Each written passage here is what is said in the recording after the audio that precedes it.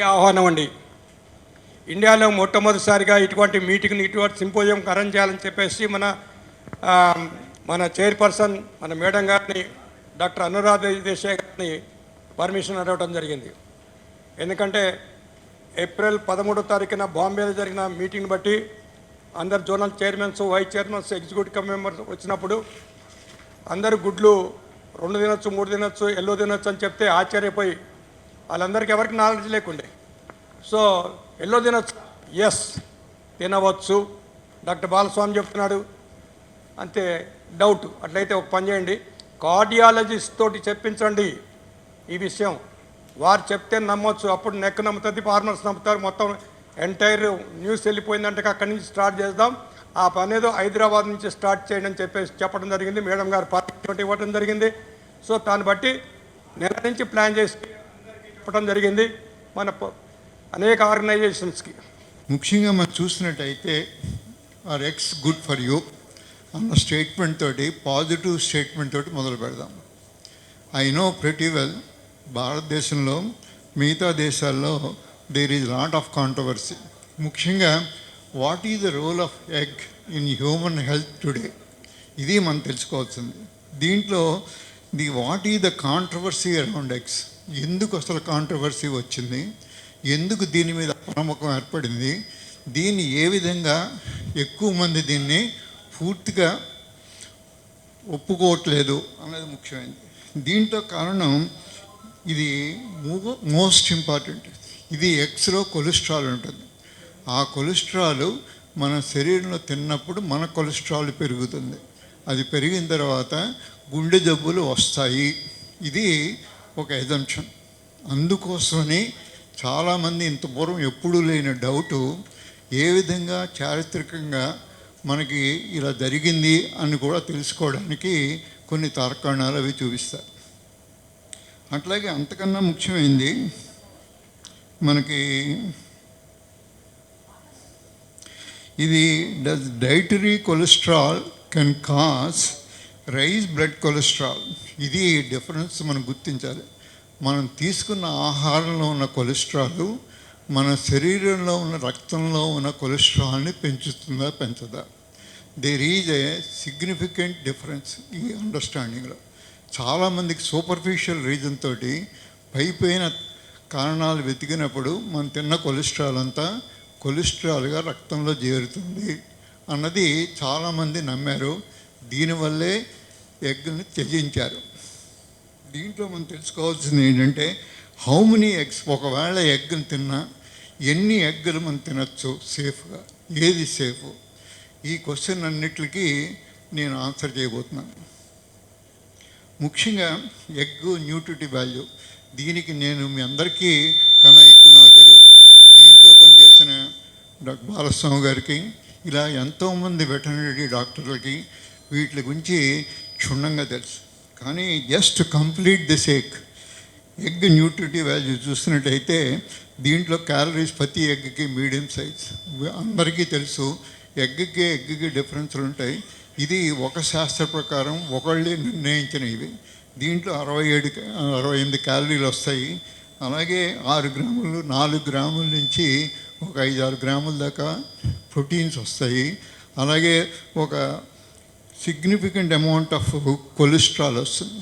వీటిలో కూడా మీరు చూడవలసింది, ఎగ్ యోక్లో ఫ్యాట్లో 4.5 గ్రామ్స్, సాచురేట్ ఫ్యాట్స్ 1.6 గ్రామ్స్, ఇలా ఎన్నో స్టాటిస్టిక్స్ అన్నీ ఇవ్వరు. వైట్కి ఎగ్కి తింటే ఒకవేళ వైటే తినండి, ఎగ్గులు వద్దు, ఇటువంటి వాటిలో. కానీ మనం తెలుసుకోవాల్సింది ఏంటంటే, ఎగ్లో ఈ ముఖ్యమైన ఈ 3 మ్యాక్రో న్యూట్రియంట్సే కాకుండా, నాతో పాటు ఎవరో కూడా వాయిస్ చెప్తున్నారు, పాట పాడుతున్నారు. సో దీన్ని మైక్ని అడ్జస్ట్ చేయగలిగిన అవసరం ఉన్నట్టు రీసౌండ్ వస్తుంది. దీంట్లో ఏంటంటే ఎన్నో వైటమిన్స్, మైక్రో న్యూట్రియంట్స్. ఇంత డీటెయిల్గా వెళ్ళకపోయినా మనందరికీ అవగాహన రావాల్సింది ఏంటంటే ఇవన్నీ కూడా ఉన్నాయి ఎగ్లో అని తెలుసుకోవాలి. అట్లాగే చూసినట్టయితే egg white, egg whole egg, they significant difference. చాలామంది ఆరోగ్య సూత్రాలు పాటించేవాళ్ళు నమ్మేది ఏంటి, ఎగ్ వైట్స్ తిందాం 4-5, దాని బదులు ఒక ఎగ్ హోల్ ఎగ్ తిన్న కన్నా ప్రోటీన్స్ అవి ఉంటాయి కాబట్టి ఇవి కొలెస్ట్రాల్ ఎల్లోలో ఉంటుంది కాబట్టి ఎల్లో వదిలేసేసి కొంతమంది డాక్టర్ల సూచన ప్రకారం ఎల్లో వదిలేసి తెల్ల సొన వైట్ ఎగ్ తినడం నేర్చుకున్నారు. కానీ మనం తెలుసుకోవాల్సింది ఏంటంటే వైటమిన్ ఏ, అలాగే వైటమిన్ ఒమేగా-3, ఇలా ఎన్నో వైటమిన్స్ ఇవన్నీ ఎల్లోలో మాత్రమే ఉంటాయి, వైట్లో ఉండవు. సో ఎగ్లో ఏవైతే ముఖ్యమైన అనుకున్నామో అవి ఏవి దాంట్లో ఉండవు. అట్లాగే మీరు ఎగ్ న్యూట్రిషన్ ప్యాక్ చూసినట్టయితే ఆల్మోస్ట్ 6 గ్రాముల దాకా ప్రోటీన్ ఉంటుంది మీడియం సైజ్ ఎగ్లో. అలాగే ప్లస్ దీంట్లో ఉన్న 9 ఎసెన్షియల్ అమైనో యాసిడ్స్ ఉంటాయి. ఈ 9 essential amino acids including branch chain amino acid most important. అవి మనం తినడం ద్వారానే శరీరానికి మనం సప్లై చేయగలుగుతాం. ఈ 9 ఎసెన్షియల్ అమైనో యాసిడ్స్ ప్లాంట్ ప్రోడక్ట్లో 9 ఉండవు. కనీసం రైస్ లాంటివి దాంతో పప్పు కలిపితే తప్ప ఈ 9 రావు. ఆ విధంగా ఒక ఎగ్ పూర్తి న్యూట్రిషన్ వాల్యూ ఉన్నటువంటిది. కానీ eggs are one of the richest source of the choline అన్నది ఒక అమైనో యాసిడ్. ఇది ఎంత ముఖ్యం అంటే మనకి చాలామందికి దీని గురించి అంత ఎక్కువ తెలియకపోవచ్చు, తెలిసినా కొద్ది దీని గురించి ఎక్కువ చెడ్డ తెలుసు.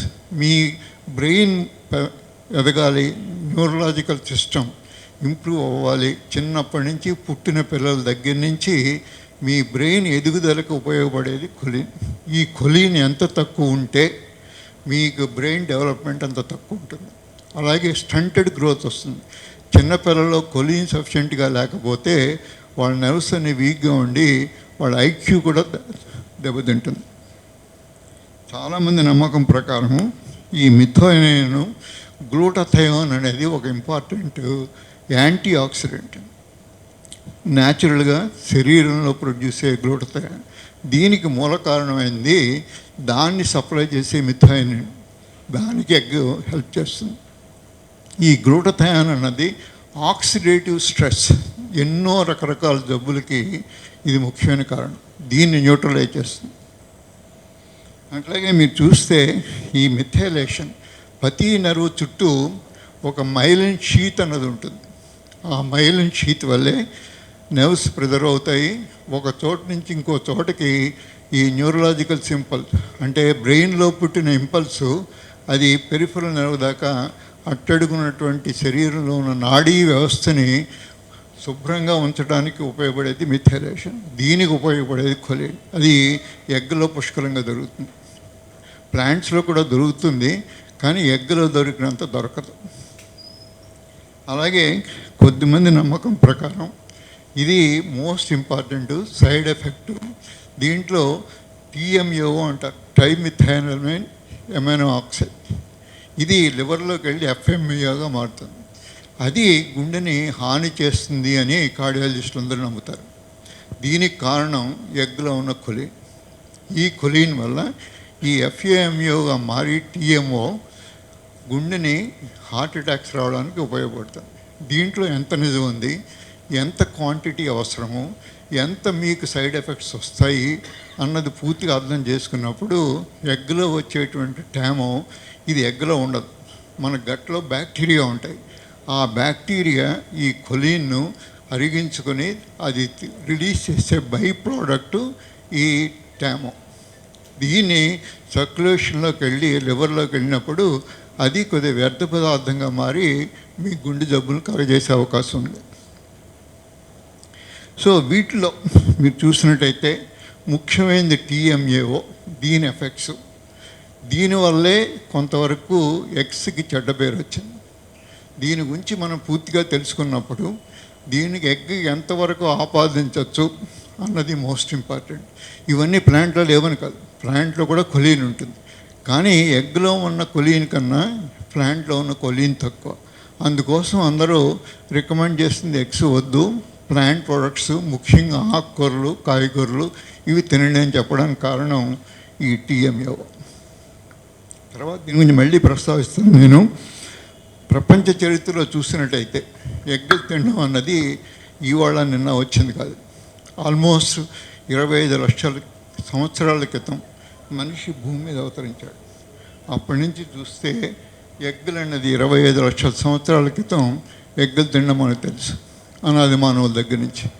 మొన్నటి దాకా 1960 సంవత్సరం దాకా దీన్ని ఎవరు కూడా అనుమానించలేదు, దీనివల్ల నష్టం వస్తుందని కూడా ఎవరికి తెలుసుకోలేదు.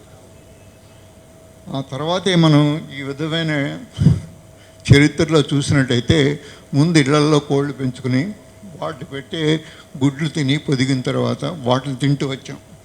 కానీ దాని రూపురేఖలు మార్పు ఇటువంటి ఫార్మ్స్ దీన్ని కమర్షియలైజ్ చేసి దీన్ని ఒక పౌల్ట్రీ రూపంలో తీసుకొచ్చి అందరికీ అందుబాటులోకి తీసుకొచ్చారు.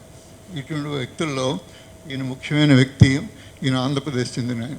మొత్తం ఇండియాలో పౌల్ట్రీకి, ఎగ్లకి దీంట్లో ఉన్న పార్టిసిపేట్ చేసే వాళ్ళకి నేను చెప్పక్కర్లేదు. ఆయన చేసిన కృషి ఇంత అంతా కాదు. ఈయన ఈజియస్ట్ సొల్యూషన్ ఈ రోజున్నటువంటి ఎకనామిక్ సిచ్యువేషన్లో అతి తక్కువ ఖర్చుతోటి అతి ఎక్కువ ప్రోటీన్స్ భారతదేశంలో ఎందుకు అవసరం అనేది కూడా చెప్తాను నేను. కానీ ఈ విధంగా చూసినట్టయితే మన ఎగ్ ప్రొడక్షన్లో ఆంధ్రప్రదేశ్ అగ్రగణ్యంలో ఉంది. సౌత్ ఇండియా ముఖ్యంగా, దాంట్లో నార్త్ ఇండియా కన్నా కూడా సౌత్ ఇండియా. దీనికి కొంతవరకు పొలిటికల్ అని నేను చెప్పను, అక్కడున్న గవర్నమెంట్స్ అక్కడ ఏ విధంగా సహాయపడుతున్నాయి, దీని అవేర్నెస్ ఎంత తీసుకొచ్చారనే దానికి కూడా ఉపయోగపడుతుంది. అట్లాగే మీరు చూసినట్టయితే ఇది cheapest source of valuable nutrition. ఇంతకన్నా చవక రెండోది లేదు. ప్రతి ఎగ్లోనూ మీడియం సైజ్ ఎగ్లో 6 నుంచి 7 గ్రాములు. ఒక 70 కేజీల మనిషి చూసినట్టయితే ప్రతి ఒక్కరికి 1 gram per KG lean body mass అంటారు. లీన్ బాడీ మాస్ అంటే మీ ఫ్యాట్ తీసేసిన తర్వాత ఉండేటువంటి ఎన్ని కేజీలు బరువు ఉంటే అన్ని గ్రాములు మీకు ప్రోటీన్ అవసరం. అంటే ఒక 70 గ్రాముల మనిషికి ఒక 20 కేజీలు ఫ్యాట్ పోయినట్టయితే ఒక 50 కేజీలు బరువు ఉన్నట్టయితే వాళ్ళకి రోజంతా కలిపి ఒక 50 గ్రాముల ప్రోటీన్ మినిమం అవసరం. మినిమం చెప్తాను నేను. ఎంత ఎక్కువ తింటే ఇంకా అంత మంచిది, ఎంత ఎక్కువ తర్వాత ప్రమాదం వస్తుందో కూడా చెప్తాను. మినిమం 50 గ్రాముల కన్నా తక్కువ తింటే అటువంటి వాళ్ళలో లోపభూయిష్టంగా ఉంటాయి. ఈ విధంగా చూసినట్టయితే దానివల్ల వచ్చే నష్టాలు చిన్నపిల్లలు పెద్దలు కొద్దిసేపట్లో చెప్తాను. ప్రపంచంలో చూసినట్టయితే చైనా నెంబర్ 1 ఈ ఎగ్స్ ప్రొడక్షన్లో. నెక్స్ట్ ఇది India. Next biggest country in the world maximum production ఉన్నది నెక్స్ట్ ఇండియా. ఇండియాలో ఆంధ్రప్రదేశ్ సౌత్ ఇండియాలో ఉంది, ఎగైన్ టాప్లో ఉంది, తర్వాత తమిళనాడు. ఇవన్నిటికీ కూడా ముఖ్యమైన కారణం ఇది ఎంత ప్రాముఖ్యత వచ్చిందంటే ఎన్ ఎగ్ ఏ డే కీప్స్ డాక్టర్ అవే అన్న స్లోగన్ చిన్నప్పుడు అందరూ వినే ఉంటారు. Apple A day keeps away the doctors అని. కానీ దానికన్నా ముఖ్యమైనది యాపిల్ తింటే తొందరగా డాక్టర్ దగ్గరికి వస్తారు. దానివల్ల వచ్చే జబ్బులు చాలా ఎక్కువ ఉన్నాయి. దాంట్లో ఉన్నవన్నీ పిండి పదార్థాలు. ఆ పిండి పదార్థాలు ఎంత తింటే అంత తొందరగా డాక్టర్లు అవసరం వస్తారు. కానీ ఎగ్లో పిండి పదార్థాలు అన్నవే ఉండవు, 0, ఆల్మోస్ట్ 0.8 అంతా ఉంటాయి. అంచేది మీరు 30 ఎగ్గులు తిన్నా కానీ 2 గ్రాముల కన్నా మీకు పిండి పదార్థాలు రావు. అటువంటి దాంట్లో మనం హార్ట్ డిసీజ్ వస్తుందని నమ్మాం. ఎందుకు నమ్మాం, ఎలా నమ్మాం, అది ముఖ్యమైనది మనకి. ఈ అనుమానం నివృత్తి అయ్యేదాకా 10 మంది కార్డియాలజిస్ట్ వచ్చినా, 10 మంది కార్డియాక్ సర్జరీలు వచ్చినా, 10 మంది కీటో డైట్ వాళ్ళు వచ్చి ఎగ్గులు తినమన్నా మనందరికీ నమ్మకం కుదరదు. కానీ మనం తెలుసుకోవాల్సింది ఏంటంటే ఎందుకు ఇంత బ్లేమ్ వచ్చింది ఎగ్కి, దానికి ఉన్న కారణాలు, దీనికి నిజంగా ఉన్న కొలెస్ట్రాల్కి ఉన్న లింక్ అర్థం అవ్వాలి. దీనికి కారణం ముఖ్యమైనది ఈయన యాన్సెల్కి ఈయన ఒక పెద్ద సైంటిస్ట్, PhD మెరైన్ ఇంజనీర్, మామూలు వాడు కాదు. సెకండ్ వరల్డ్ వార్లో డైట్ ర్యాషన్స్ ఇచ్చింది ఈయన. దీన్నే కే ర్యాషన్స్ అని అంటారు. సెకండ్ వరల్డ్ వార్ నెగ్గిన తర్వాత అమెరికన్ ప్రభుత్వంలో చాలా ఇంపార్టెంట్ పొజిషన్లోకి వెళ్ళాడు ఆయన. అందుకోసమని ఆయన మాటని, ఆయనకున్న చరిస్మాటిక్ పర్సనాలిటీని, ఆయనకున్న సైంటిఫిక్ అండర్స్టాండింగ్ని, అంతకుముందు చేసిన ఆయన రీసెర్చ్ ఎన్నో క్రెడిట్స్ తీసుకొచ్చాయి. ఫాస్టింగ్ మీద, తర్వాత ఫుడ్ మానేస్తే వచ్చే అడ్వాంటేజ్ ఏమిటి అనే దాని మీద విశేషమైన కృషి చేసి ఆయన యూనివర్సిటీలో ప్రొఫెసర్గా ఉన్నాడు. అలాగే అమెరికన్ కార్డియాలజీ అసోసియేషన్కి పర్టికులర్లీ అమెరికన్ జర్నల్ ఆఫ్ సర్క్యులేషన్కి ఈయన ఎన్నో కాలం ఎడిటర్ ఇన్ చీఫ్గా ఉన్నాడు. మామూలు మనిషి కాదు. అందుకోసమని ఆయన మాటని ఎవరు కూడా కాదని లేపారు. ఏం చేశాడంటే దానికి కారణం ఒక 20 ఏళ్ళు ప్రపోజ్ చేసి 1963 సంవత్సరంలో ప్రపోజ్ చేసింది. 1940 దాకా దానికి తిరుగు లేకుండా అందరూ నమ్మాం. ఎగ్లో కొలెస్ట్రాల్ ఉంటుంది కాబట్టి ఎగ్గులు మానేయండి అన్నది టైమ్ మ్యాగజైన్ చాలామంది చూస్తుంటారు. ఆ రోజు దాకా కూడా ప్రపంచం అంతా నమ్ముతూ ఎగ్గులను ఎలిమినేట్ చేశాయి. ఇదే కారణం ఇప్పుడు కూడా మనం నమ్ముతాం. కానీ ఆ తర్వాత జరిగిన రీసెర్చ్ 1984 దగ్గర నుంచి 2014 దాకా జరిగిన రీసెర్చ్, అప్పుడు వాళ్ళు ఏం చెప్పారంటే ఇది తప్పుడు సిద్ధాంతం, ఎగ్ ఎల్లో వల్ల ప్రమాదం రావట్లేదు, మనకున్న కొలెస్ట్రాల్కి దానికి సంబంధం లేదు, మనం కావాలంటే బటర్ కూడా తినచ్చు. బటర్ తిన్నా అంత పూర్వం దాకా బటర్ కూడా మానిపించాం. అలాగే ఎన్నో సాచురేట్ ఫ్యాట్స్ని మానిపించి ఈ పాలీ అన్సాచురేట్ ఫ్యాట్స్ని వాడడం మొదలుపెట్టాం. దానివల్ల వచ్చే అడ్వాంటేజ్ చెప్తాం. సో దీని పరిగణలో తీసుకున్నప్పుడు ముందు చాలా ఒక 60 ఏళ్ళ పాటు ప్రపంచాన్ని శాసించిన ఈయన ఎగ్ను మానేయమన్నారు. తర్వాత వచ్చిన రీసెర్చ్ అంతా కూడా తర్వాత జరిగింది.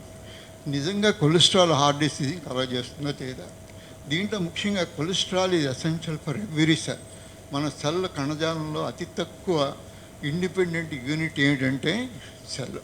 అటువంటి సెల్ మన శరీరంలో యావరేజ్ని 70 కేజీలు ఉండే బరువు ఉన్న మనిషికి 40 ట్రిలియన్ సెల్స్ ఉంటాయి. ట్రిలియన్ అంటే అందరికీ తెలుసు, లక్షల కోట్లు. అటువంటి ప్రతి సెల్లోనూ దానికి ఉన్న వాల్ ఈ కొలెస్ట్రాల్తో చేయబడుతుంది. అది అంత ఇంపార్టెంట్.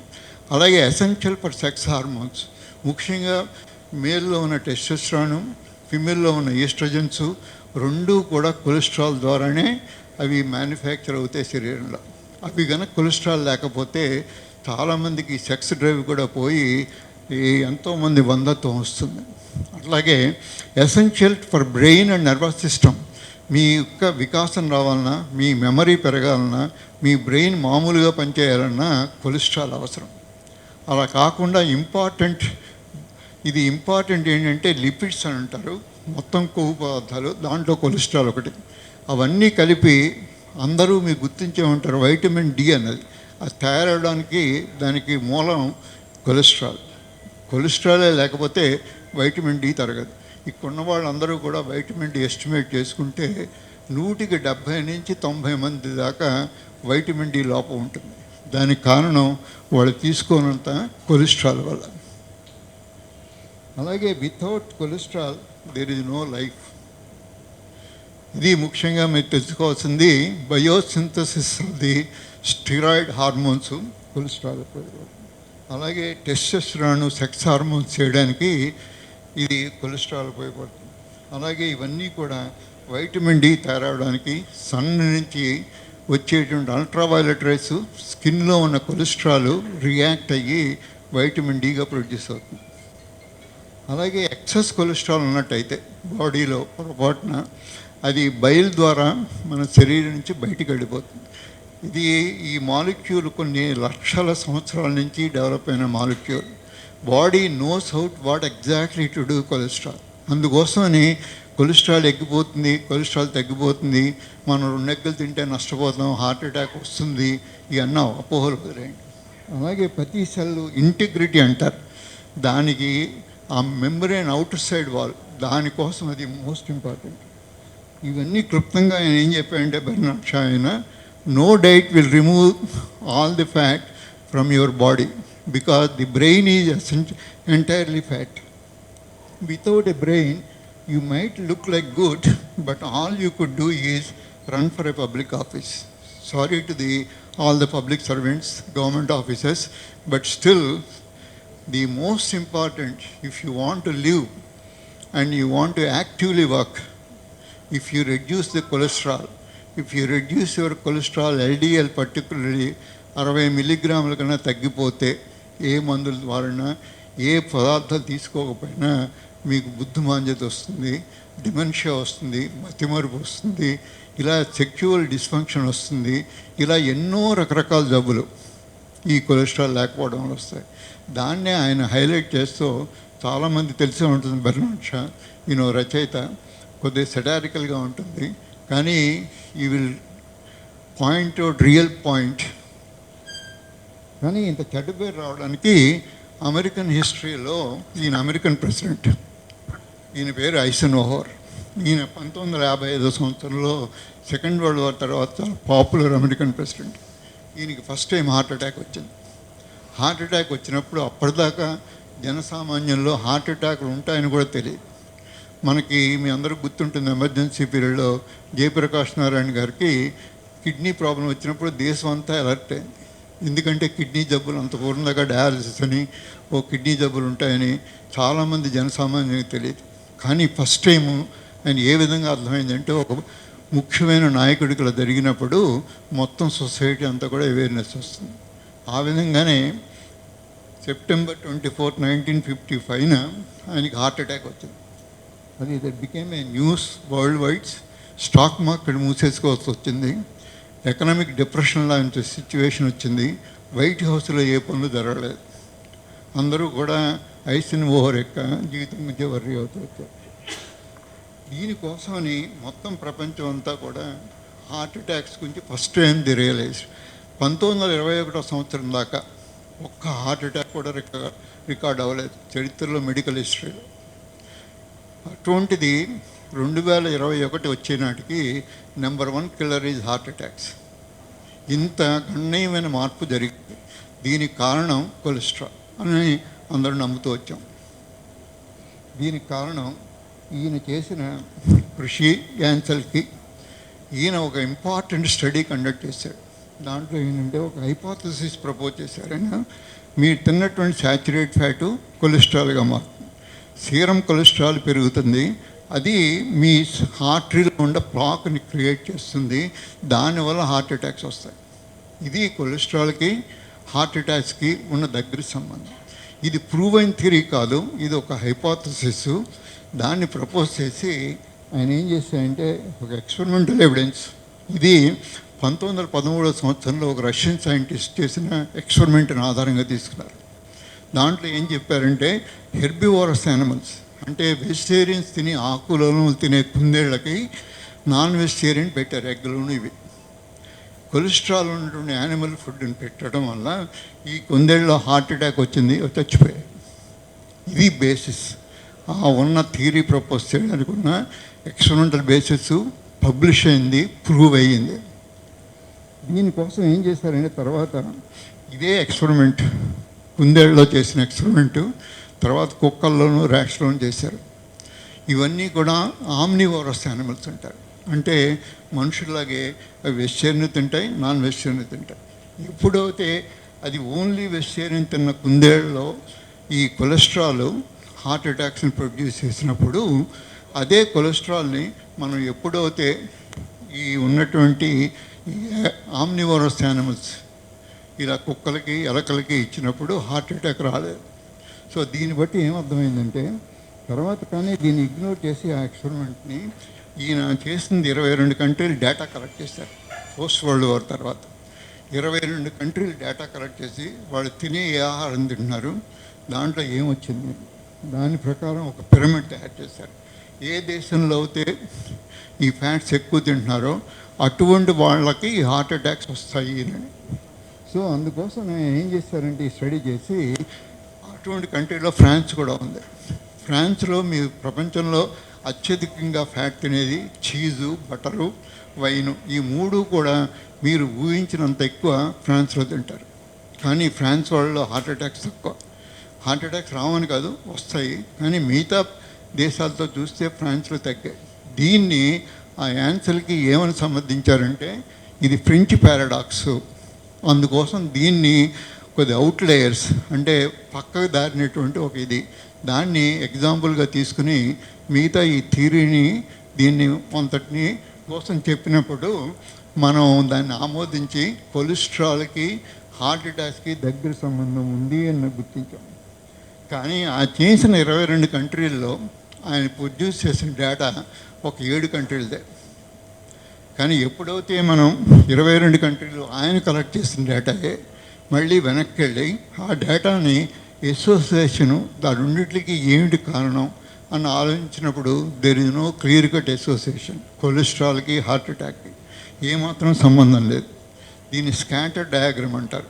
మామూలుగా లీనియర్ రిలేషన్ ఉంటుంది. కొలెస్ట్రాల్ పెరుగుతున్న కొద్దీ గుండె జబ్బులు వచ్చే అవకాశం. అటువంటి గ్రాఫ్ లేకుండా వీళ్ళందరికీ ఉన్నది ఏంటంటే స్కాటర్ డయాగ్రామ్ వచ్చింది. తర్వాత ఇంకో most important mile stone in the cholesterol history. ఇది ఇద్దరికి నోబెల్ ప్రైజ్ ఇచ్చారు. గోల్డ్ స్టెయిన్ ఒక ఫెమిలియల్ హైపర్ కొలెస్ట్రామియా అన్న జెనెటిక్ డిజార్డర్ ఉన్నటువంటి ఒక 8 ఏళ్ల పిల్లల్లో హార్ట్ అటాక్ నోటీస్ చేశారు. వాళ్ళకి ఏ కారణాలు, ఏ రిస్క్ ఫ్యాక్టర్స్ లేవు. కానీ ఈ 8 ఏళ్ల పిల్లకి కొలెస్ట్రాల్ తిన్నది ఏమీ లేదు, అయినా కానీ స్మోకింగ్ లేదు, అయినా సాచురేట్ ఫ్యాట్స్ లేవు, అయినా కానీ హార్ట్ అటాక్ వచ్చింది. వాళ్ళు డీప్గా స్టడీ చేసి ఈ కొలెస్ట్రాల్కి ఈ హార్ట్ అటాక్కి ఉన్న దగ్గర సంబంధాన్ని, అలాగే కొలెస్ట్రాల్లో ఉన్న అంతర్భాగాల్ని, అంత పూర్వం దాకా మాకు ఇన్ని భాగాలు ఉంటాయి తెలియదు. హెచ్డిఎల్ అని, విఎల్డిఎల్ అని, ఎల్డిఎల్ అని ఇవన్నీ ఉంటాయి. ఇవన్నీ నిర్వచించి దీంట్లో ఎల్డిఎల్ కనుక పెరిగితే మీకు హార్ట్ అటాక్ వస్తుంది అని చెప్పినందుకు ఆయనకు నోబెల్ ప్రైజ్ ఇచ్చారు. ఇది కూడా, ఈ థియరీ కూడా కొలెస్ట్రాల్ని సపోర్ట్ చేస్తుంది. కానీ ఇవన్నీ జరిగిన there lot of controversy on this. ముఖ్యంగా high LDL, higher risk of heart disease. ఇది అందరూ ఏ కార్డియాలజిస్ట్ దగ్గరికి వెళ్ళినా ముందు మీ కొలెస్ట్రాల్ ప్యానల్ చేసి ఎల్డిఎల్ ఎక్కువ ఉంది కాబట్టి మీకు హార్ట్ అటాక్ వస్తుంది, దీన్ని తగ్గించాలి, దీనికి కారణం సాచురేట్ ఫ్యాట్స్. అలాగే ఎంత తక్కువ ఎల్డిఎల్ ఉంటే మీకు అంత రిస్క్ తగ్గుతుంది.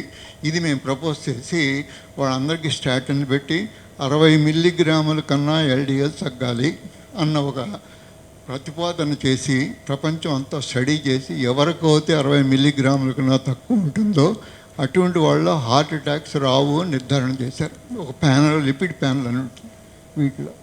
అట్లాగే drugs are only way that you can reduce.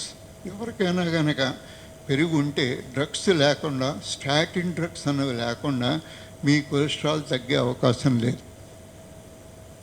కానీ మనం మళ్ళీ వెనక్కి వెళ్ళి ఈ నోబెల్ ప్రైజ్ వచ్చినటువంటి ఈ గోల్డ్ స్టీన్ యొక్క కేసుని స్టడీ చేసినప్పుడు ఫెమిలియల్ హైపర్ కొలెస్ట్రాలీమియా జెనెటిక్ డిజార్డర్ తోటి కొలెస్ట్రాల్ ఎక్కువ ఉన్న వాళ్ళకి హార్ట్ అటాక్ వచ్చింది. కాబట్టి అటువంటి వాళ్ళ ఫెమిలియల్ హైపర్ట్రోఫీ ఉన్న వాళ్ళందరినీ పోగు చేసి వాళ్ళలో కొలెస్ట్రాల్ ఎంత ఉంది, ఇది నిజంగా హార్ట్ అటాక్ దారి తీస్తుందా లేదా అని గుర్తించినప్పుడు కొలెస్ట్రాల్ ఒక్కటి కూడా ఇది not deciding factor heart attack రావడానికి. దాంతోపాటు వాళ్ళకు ఉన్నటువంటి బ్లడ్ క్లాటింగ్ మెకానిజంలో తేడా ఉండాలి. ఆ రెండిట్లో ఏ ఒకటి ఉన్నా, ఆ రెండు కలిసి ఉంటే హార్ట్ అటాక్స్ వస్తాయి. ఏ ఒక్కడున్నా హార్ట్ అటాక్ రాదు. అంచేత కొలెస్ట్రాల్ పెరిగింది అన్నంత మాత్రం రాదు. అట్లాగే మనం తెలుసుకోవాల్సింది ఏంటి, కొలెస్ట్రాల్ అన్నది ఉన్న బ్లడ్ వెసల్స్ లోపలికి వెళ్ళి ఆ మ్యాక్రోఫేజ్ అంటారు. ఆ మ్యాక్రోఫేజీ దాన్ని ఫోమ్ సెల్స్గా క్రియేట్ చేస్తుంది మనం తిన్న కొలెస్ట్రాల్ని. అది ఈ బ్లాక్స్ని కలర్ చేసే ఎథెరోస్క్లెరోసిస్ని అడ్డంగా పడుతుంది. దానివల్లే లేయర్స్గా ఎన్నిసార్లు జరిగితే మన బ్లడ్ వెసల్ ఆ ఉన్న డయామీటర్ అంత లేకుండా ఈ ఉన్న లిపిడ్ రిచ్ అంటే కొలెస్ట్రాల్ రిచ్ ఉన్నది కలర్ చేసి హార్ట్ అటాక్స్ రావడం జరుగుతుంది. ఇది పెథాలజీలో అందరికీ తెలిసింది. దీనికి ఎగ్నెస్ట్గా ప్రపంచంలో ఎంతోమంది రీసెర్చ్ చేసి ఇది కొలెస్ట్రాల్ ఒక మిత్తు, దీనికి మనకున్న హార్ట్ అటాక్కి సంబంధం లేదు, ఇంతమూడు దాకా మన అసోసియేషన్ నమ్ముతున్నాం, అది కరెక్ట్ కాదని పుస్తకాలు రాశారు. అలాగే cholesterol paradox in community living old adults. దీంట్లో ఈ పేపర్లో పబ్లిష్ చేసింది ఏంటంటే కొలెస్ట్రాల్ ఎంత ఎక్కువ ఉంటే అన్ని ఎక్కువ వెళ్ళి బతుకుతారు, కొలెస్ట్రాల్ ఎంత తగ్గితే అంత తొందరగా చచ్చిపోతారు. ఇది పారాడాక్సికల్ సిచ్యువేషన్. దీని గురించి ఎక్కువ మందికి కార్డియాలజిస్టులకు కూడా అవేర్నెస్ లేదు. అందుకోసం ఇటువంటివన్నీ చదవరు వాళ్ళు. స్టాటిన్ ఎంతవరకు ఉపయోగము, స్టాటిన్ కొలెస్ట్రాల్ తగ్గిస్తుంది, కొలెస్ట్రాల్ తగ్గింది అంటే హార్ట్ అటాక్ తగ్గుతుంది అనే అసోసియేషన్ స్టడీ చేస్తారు. కానీ ఇంతవరకు పబ్లిష్ అయిన లిటరేచర్లో కొలెస్ట్రాల్ తగ్గడం వల్ల, స్టాటిన్స్ వాడడం వల్ల హార్ట్ అటాక్స్ తగ్గాయి అన్న డైరెక్ట్ ప్రూఫ్ ఏమీ లేదు. కానీ కొలెస్ట్రాల్ తగ్గుతాయి.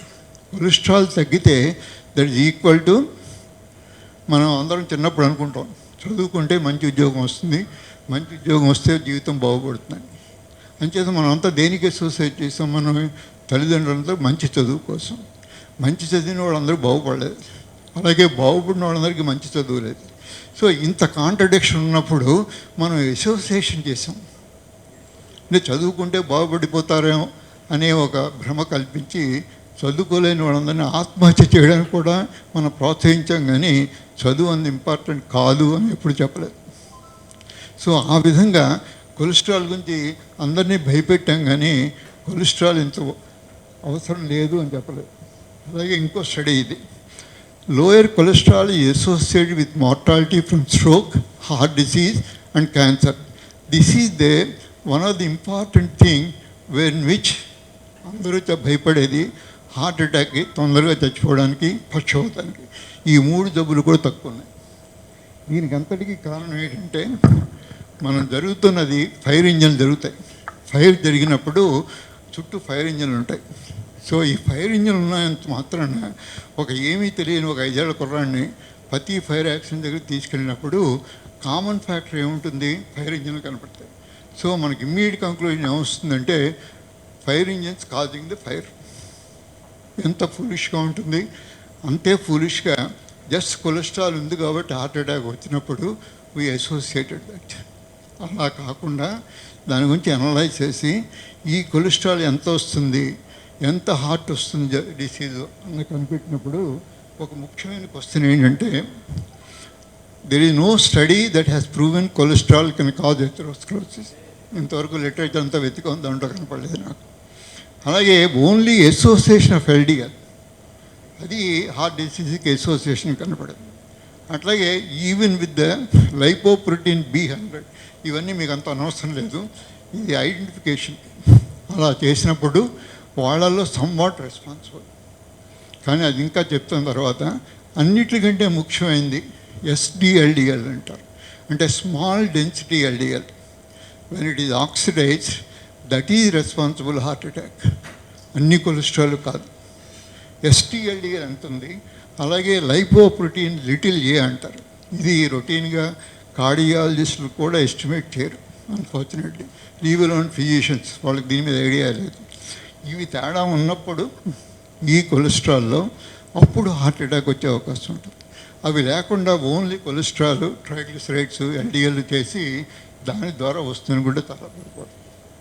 దీనికి జస్ట్ ఎగ్జాంపుల్, ఇప్పుడు ఆ పిల్లిని చూసాం.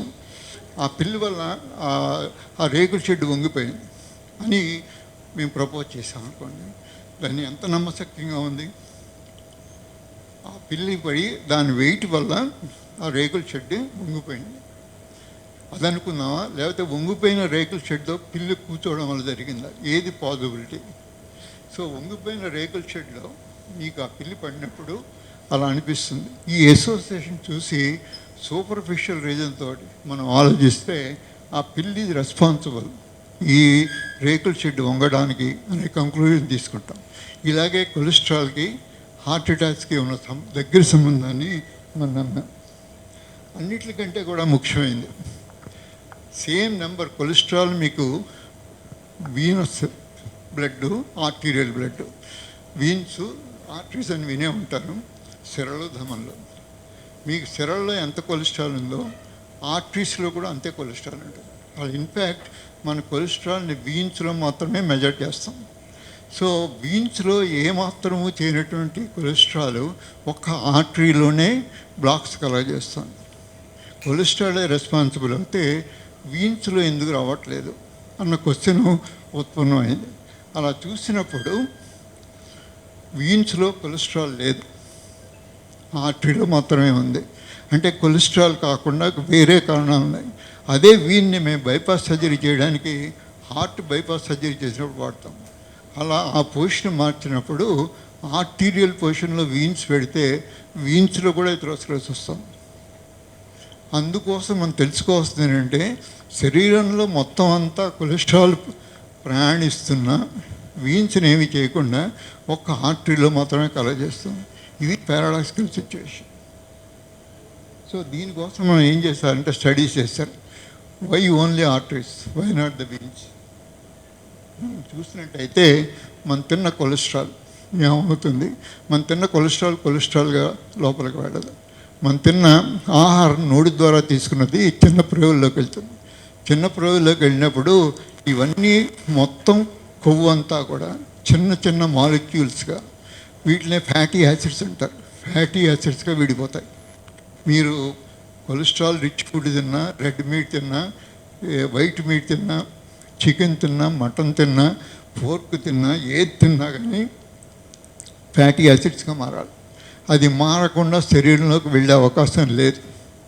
ఒకసారి వెళ్ళిన తర్వాత అది ఏమవుతుందంటే, ఈ విధంగా ఫ్యాటీ యాసిడ్స్ ఎక్కడెక్కడికి వెళ్తే ఎక్కడెక్కడ అవసరాలు ఉంటే అవసరాలు తీర్చి మిగిలిపోయినంతా కూడా లివర్లోకి వెళ్తాయి. లివర్లోకి వెళ్ళేదాకా కొలెస్ట్రాల్ అన్నది మిగతా ఎక్కడ డ్యామేజ్ చేసే అవకాశం లేదు. మ్యాక్సిమం ఉంటే ఎనర్జీగా వాడుకుంటే లేకపోతే లేదు. కానీ లివర్లోకి వెళ్ళిన తర్వాత అక్కడ రూపాంతరం చెందుతుంది. దీన్ని ఎలా ఐడెంటిఫై చేస్తాము అంటే, దీనికి అసోసియేట్ అయిన లైపోప్రోటీన్ అంటారు. లైపోప్రోటీన్ 48 ఉంటే అది మనం తిన్న ఆహారంలో ఉన్నది. అదే లైపోప్రోటీన్ B100 ఉంటే అది లివర్ తయారు చేసింది. సో మనం తిన్న కొలెస్ట్రాల్, మనం తిన్న ఎగ్లో ఉన్న కొలెస్ట్రాల్ ఈ 48 ద్వారా ఎక్స్పోజ్ అయ్యి లివర్కి వెళ్ళి అక్కడ మార్పి అప్పుడు తర్వాత పడుతుంది. దీన్ని శరీరంలో ఉన్న కొలెస్ట్రాల్ పూల్ అంటారు. 85% మీ శరీరంలో ఉన్న బ్లడ్లో ఉన్న కొలెస్ట్రాల్ ఇది లివర్ తయారు చేసింది. మీరు తిన్న కొలెస్ట్రాల్ 25% మాత్రమే, మిగతా అంతా లివర్ తయారు చేసుకుంటుంది దాని అవసరాలను బట్టి. సో ఏ కొలెస్ట్రాల్ మనం చెడ్డదనుకుంటున్నామో అది మనం తిన్న కొలెస్ట్రాల్ కాదు, అదంతా కూడా లివర్ తయారు చేసిన కొలెస్ట్రాల్. ముఖ్యంగా అది పిండి పదార్థాల నుంచి కన్వర్ట్ చేసి కొవ్వుగా మారుస్తుంది. ఎక్సెస్ కార్బోహైడ్రేట్స్, రిఫైన్డ్ కార్బోహైడ్రేట్స్, వాటిని కొలెస్ట్రాల్గా మారుస్తుంది. మనకు ఉన్నటువంటి ఎక్సెస్ కొలెస్ట్రాల్ మనం తిన్న పిండి పదార్థాల నుంచి వస్తుంది, అంతేగాని మనం తిన్న కొలెస్ట్రాల్ నుంచి రాదు. ఒకవేళ కొలెస్ట్రాల్ ఎక్కువ తింటే అది బయలు ద్వారా విసర్జించబడుతుంది, బాడీ కంట్రోల్ చేస్తుంది. అదే ముఖ్యంగా ఇక్కడ చెప్తున్నాం మేము, ఏ విధంగా కైలోమైక్రాను మనం తిన్న ఆహారంలో ఉందాన్ని ఏ విధంగా అది కిడ్నీకి వెళ్ళి ఏ విధంగా మారుతుంది. దీన్నే ముఖ్యమైనది. కొలెస్ట్రాల్ ఒకటి ఉంటే ఏం చేయదు. కొలెస్ట్రాల్తో పాటు షుగర్ ఉండి ఆ షుగర్ దాని మీద కవర్గా ఫామ్ అవుతుంది. దాన్నే గ్లైకేషన్ అంటారు. మీ HbA1c అనేది డయాబెటిక్ పేషెంట్లో చూస్తారు. ఆ షుగర్ అంత ఎక్కువ ఉండి దీని మీద ఎంత కవరింగ్ ఉంటే అంత డేంజరస్ కొలెస్ట్రాల్ అవుతుంది. సో కొలెస్ట్రాల్ ఈ సేమ్, మంచిది చెడ్డదంటూ లేవు, కొలెస్ట్రాల్ అంతా ఒకటే. కానీ దాని మీద ఉన్న కవరింగ్, మీ షుగర్ ఎంత ఎక్కువ ఉంటే, మీకున్న డయాబెటీస్ ఎంత ఎక్కువ ఉంటే, మీరు తిన్న కార్బోహైడ్రేట్స్ ఎంత ఎక్కువ ఉంటే ఆ కోటింగ్ షుగర్ వల్ల వస్తుంది. ఆ షుగర్ కోటింగ్ వల్ల మీకున్న కొలెస్ట్రాల్ పై పొర చెడిపోతుంది. దీనివల్లే మీకుండే హార్ట్ అటాక్స్. మామూలుగా ఆ లెఫ్ట్ సైడ్ ఉన్న బొమ్మ చూస్తే దాంట్లో అసలు నార్మల్ వెసల్, అటువంటిది ఈ రైట్ సైడ్కి వచ్చేప్పటికి అదంతా మూసిపోయిన వెసలు. దాంట్లో చిన్న బ్లడ్ క్లాట్ ఫామ్ అవుతుంది. ఆ బ్లడ్ క్లాట్ ఫామ్ అవడానికి 3 నిమిషాలు చాలు. ఎవరికైనా హార్ట్ అటాక్ అందుకు వస్తుంది. ఎంత మూసుకుపోయినా హార్ట్ అటాక్ రాదు. కానీ ఎప్పుడైతే క్లాట్ దాని మీద ఫామ్ అయిందో, ఆల్రెడీ మూసుకుపోయిన బ్లడ్ వెసల్స్ మీద, అప్పుడు హార్ట్ అటాక్ వస్తుంది. దీనంతటికి మనం తెలుసుకోవాల్సింది ఏంటంటే, కొలెస్ట్రాల్ అంతా కూడా ఈ ట్రావెల్ చేసే పద్ధతి అందరూ మనుషులే. మీరు బండిలో ఎక్కినా, రైల్లో ఎక్కినా, విమానంలో ఎక్కినా, ఓడలో ఎక్కినా అందరూ మనుషులే. మనుషులు తప్పు కాదు. ఈ తప్పు వల్ల ఏమైనా ఉంటే వెహికల్ తప్పు. మీరు బండి ఎక్కారా, రైలు ఎక్కారా, యాక్సిడెంట్లు అవ్వడానికి ఆ వెహికల్ తప్పు కానీ మనుషులు తప్పు కాదు. అలాగే కొలెస్ట్రాల్ అన్నది సేమ్, అది రూపాంతరం చెందుతుంది. ఎక్కడెక్కడ కావాలంటే దాన్నే HDL కొలెస్ట్రాల్ అని, VLDL కొలెస్ట్రాల్ అని, LDL కొలెస్ట్రాల్ అని మేము దాన్ని ఫ్రాక్షన్స్గా చేస్తాం. అప్పుడు దాని రూపాంతరం కొలెస్ట్రాల్ది కాదు, కొలెస్ట్రాల్ మీద ఉన్న కవరింగ్. ఎందుకంటే కొలెస్ట్రాల్ ఒక ఫ్యాటీ సబ్స్టెన్స్. నీళ్ళల్లో నెయ్యి వేస్తే కరగకుండా అలా ఉండిపోతుందో, అలాగే మీరు వేసిన ఫ్యాటు రక్తంలో కరగకుండా ఉంటుంది. అందుకు దాన్ని కరిగించుకుని ఒక చోట నుంచి ఇంకో చోటుకు వెళ్ళాలి అంటే దాని మీద కవరింగ్ మార్చాలి. అటువంటి కవరింగ్ మార్చేది ఈ లైపోప్రోటీన్. అది ఎథ్రోజెనిక్, అది హార్ట్ అటాక్ కలగ చేస్తుంది, అంతేగాని కొలెస్ట్రాల్ కాదు. సో ఎస్టిఎల్డిఎల్ అన్న ఈ కాంపోనెంట్ ఆఫ్ కొలెస్ట్రాలే ముఖ్యం. దీన్ని మేము ఎపోబి ఎపోఏ అన్న విధంగా స్మాల్ డెన్సిటీ ప్యాటర్న్ ఏ, ప్యాటర్న్ బి ఇవన్నీ కూడా చేస్తాం. అందరూ అన్ని ల్యాబొరేటరీస్ చేయరు ఇవి కనుక చేసినట్టయితే ఏది చెడ్డ కొలెస్ట్రాల్, ఏది మంచి కొలెస్ట్రాల్ అని తెలుస్తుంది. ఇలా తెలిసిన తర్వాత ముఖ్యంగా పిండి పదార్థాలు తిన్నప్పుడు ఆ ప్యాటర్న్ బి వస్తుంది. మీరు బటరు ఎగ్గు తిన్నప్పుడు ఆ ప్యాటర్న్ ఏ వస్తుంది. ప్యాటర్న్ ఏ ఎంత ఎక్కువ ఉంటే మీ హార్ట్ అంత ప్రొటెక్ట్ అవుతుంది. ప్యాటర్న్ బి ఎంత ఎక్కువ ఉంటే అంత మీకు హార్ట్ అటాక్స్ వస్తాయి. అలాగే స్మాల్ అయిన కొద్దీ కొలెస్ట్రాల్ వెసల్లో ఈజీగా అవి వెసల్లో చలికి మధ్యన గ్యాప్స్ ఉంటాయి. ఆ గ్యాప్స్లో ఈజీగా వెళ్ళి అది బ్లడ్ వెసల్స్లో డిపాజిట్ అవుతుంది. అలా కాకుండా పెద్ద మాలిక్యూల్స్ ఉంటే ఎల్డిఎల్ లాంటివి అవన్నీ కూడా అవ్వవు. అలాగే చూసినట్టయితే ముఖ్యంగా ఈ ఎల్డిఎల్, ఈ షుగరు ఇవన్నీ కలిసినప్పుడు ఈ బ్లాక్స్ ఫామ్ అయ్యేటువంటి ఫోమ్ సెల్స్గా ఫామ్ అవుతాయి. ఉదాహరణకు మీరు ఈ అరటిపండు ఉంది, ఈ అరటిపండు మీద ఉన్న షుగరు, బయట ఉన్న ఆక్సిజను, ఈ బయట ఉన్నటువంటి తేమ, ఈ మూడు కలిసి అలా రంగు మారిపోతాయి, రస్టింగ్ అంటారు. ఇదే అరటిపండు అయితే ఈ మాత్రం కనపడుతుంది. అదే మీరు ఒక బయట ఒక కారు వదిలేస్తే ఈ విధంగా రస్ట్ పడుతుంది. గాలిలో ఉన్న తేమ, ఆక్సిజను, ఇనుము ఈ మూడు కలిసి ఎలా రస్ట్ ఫామ్ అవుతాయో మీకున్న కొలెస్ట్రాల్ కూడా అలాగే రస్ట్గా ఫామ్ అవుతుంది. దాన్ని రక్షించుకోవడానికి దాని చుట్టూ వాల్ కడుతుంది శరీరం. ఆ వాలే ఈ ఎథెరోస్క్లెరోటిక్ ప్లాక్. సో అందుకోసం దీనికి కారణం పెయింట్ బాగుండి ఆక్సిజన్తో మిళితం కాకుండా ఉన్నప్పుడు ఈ కారు అలా రస్ట్ పడుతుంది. సో మీరు చేయవలసింది కొలెస్ట్రాల్ తగ్గించడం కాదు, షుగర్ని తగ్గించాలి. షుగర్ని తగ్గించినప్పుడు దీని మీద కోటింగ్ పెయింట్ వేసినట్టుగా దానికి రక్షణ వస్తుంది. అదేవిధంగా గ్లూకోజు, ఈ కొలెస్ట్రాల్ రెండు కలిసి ప్రమాదమైన కొలెస్ట్రాల్ కవరింగ్ ఏర్పడుతుంది. కవరింగ్ అది కొలెస్ట్రాల్ కాదు. అదే మీకు లోపల ప్లాక్గా ఫామ్ అయ్యి తర్వాత ఇవన్నీ కూడా వస్తాయి. The association between egg consumption and risk of cardiovascular ఇవన్నీ సిస్టమేటిక్గా ఒక 100 స్టడీలు 1000 స్టడీలు అలా చేసిన వాళ్ళందరినీ కలిపి ఇప్పటిదాకా జరిగినవన్నీ మెటా అనాలిసిస్ అంటారు. మెటా అనాలిసిస్ అంటే ఎన్నో స్టడీస్ అన్నీ కలిపి వీటిలో నల్లటి డాట్స్ ఉన్నాయి. అది డాట్ కుడిపక్క ఉందా ఎడమ పక్క ఉందా అన్న తెలుసుకున్నప్పుడు ఇటుపక్క ఉన్నాయి డాట్లు ఎక్కువ అన్నది ఎడమ పక్క ఉంటే అవి మంచివి, కుడిపక్క ఎక్కువ ప్రమాదం. అదే స్టడీలో మీరు క్లోజప్ చూస్తే వీటన్నిటికీ కూడా ఈజీగా తెలిసేది కింద డైమండ్ షేప్ రెడ్ లేబుల్ పక్కన ఉంది. ఆ డైమండ్ డిసైడ్ చేస్తుంది ఇన్ని స్టడీల్లో ఏది మెటా అనాలిసిస్ అంటారు. దీంట్లో ఏది రైట్ సైడ్ ఉన్నాయి, ఏవి లెఫ్ట్ సైడ్ ఉన్నాయి, ఈ డైమండ్ అది ఎక్కడ ఉంది అన్నదాన్ని బట్టి మనం దాని ప్రభావం ఉందో తెలుసుకుంటాం. ఇటువంటి స్టడీస్ చేసినప్పుడు మనకి egg consumption, cardiovascular disease, dose response, 1 తినాలా 6 తినాలా 3 తినాలా దీన్ని కూడా స్టడీ చేస్తాం. ఇలా చేసినప్పుడు ఎగ్స్ 8 ఎగ్గుల దాకా తిన్నప్పుడు వాళ్ళకు ఉన్నటువంటి హెజార్డ్ రేషియో అంటే రిస్క్ రేషియో ఎంతమందిలో ఈ నల్లటి గీత ఆ హారిజాంటల్ లైన్ కన్నా పైన ఉన్నట్టయితే తొందరగా చచ్చిపోతారు. ఆ నల్ల గీత ఆ హారిజాంటల్ లైన్ కన్నా కింద ఉంటే వాళ్ళు తక్కువ మంది చచ్చిపోతారు. దీని hazard ratio, risk ratio calculation అంటారు.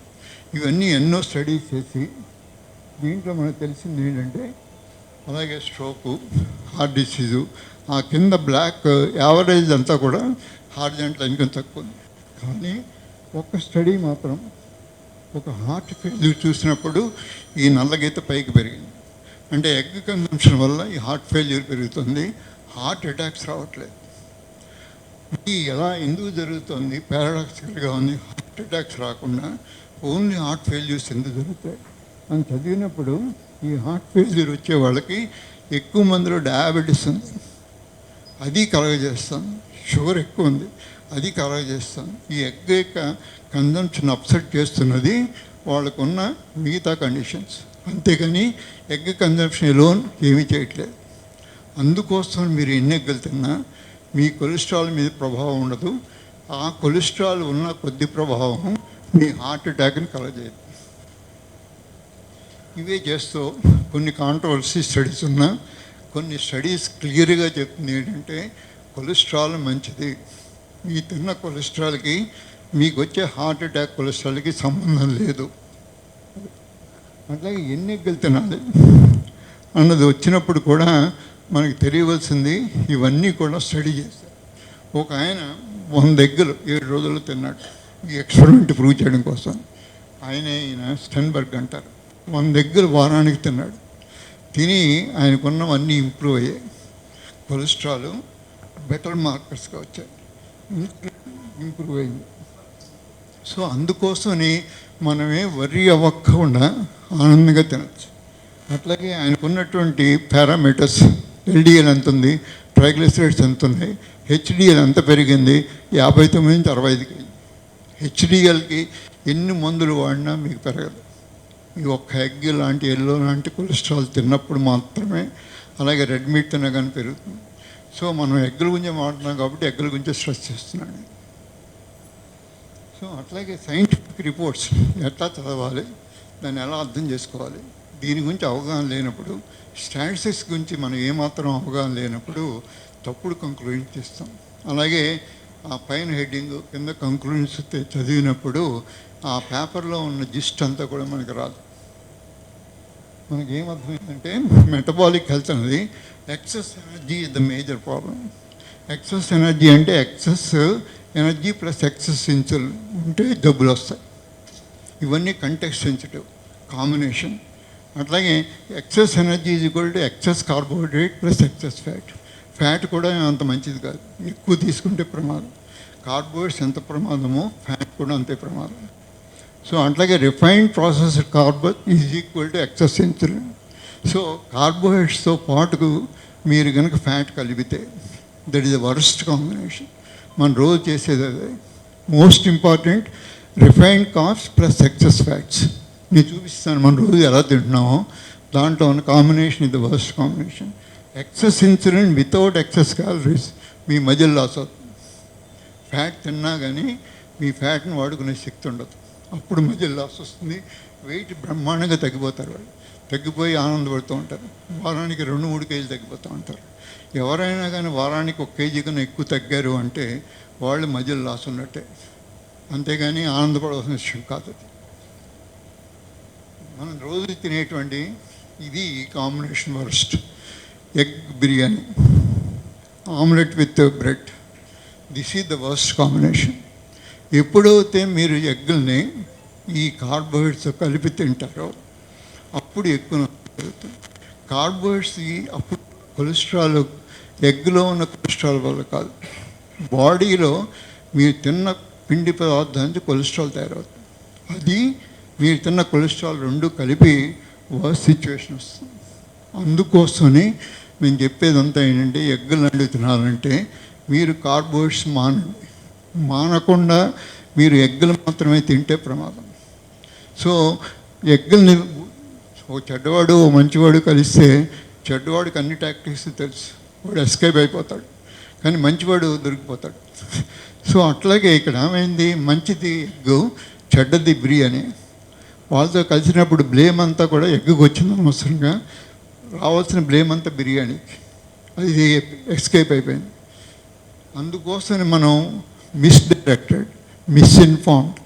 అందుకోసం మనం అన్నాన్ని మహాప్రసాదం అనుకుని, అన్నం పరబ్రహ్మ స్వరూపం అనుకుని దాన్నే ఆస్వాదిస్తూ ఎన్నేళ్ళు బతుకుతున్నాం.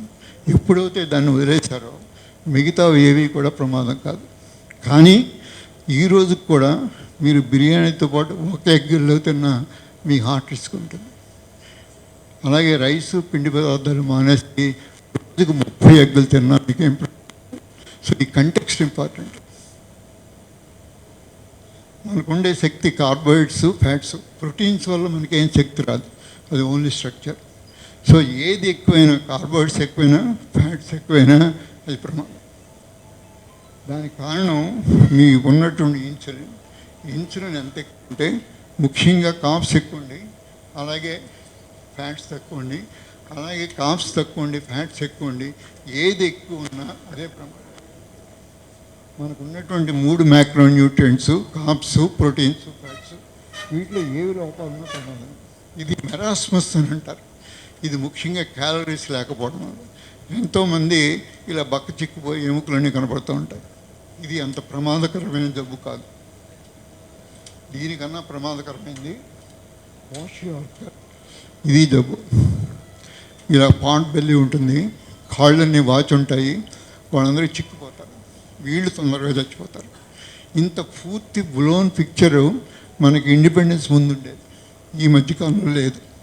కానీ ప్రోటీన్ డెఫిషియన్సీ అన్నది అందరికీ ఉంది. దీంట్లో ముఖ్యంగా మనం తెలుసుకోవాల్సింది 73% of Indians are deficit in proteins. అందుకోసం దీంట్లో 90% ఆఫ్ ది మనుషులకి ఎంత ప్రోటీన్ అవసరం కూడా తెలియదు. ఇది మేజర్ డ్రాబ్యాక్.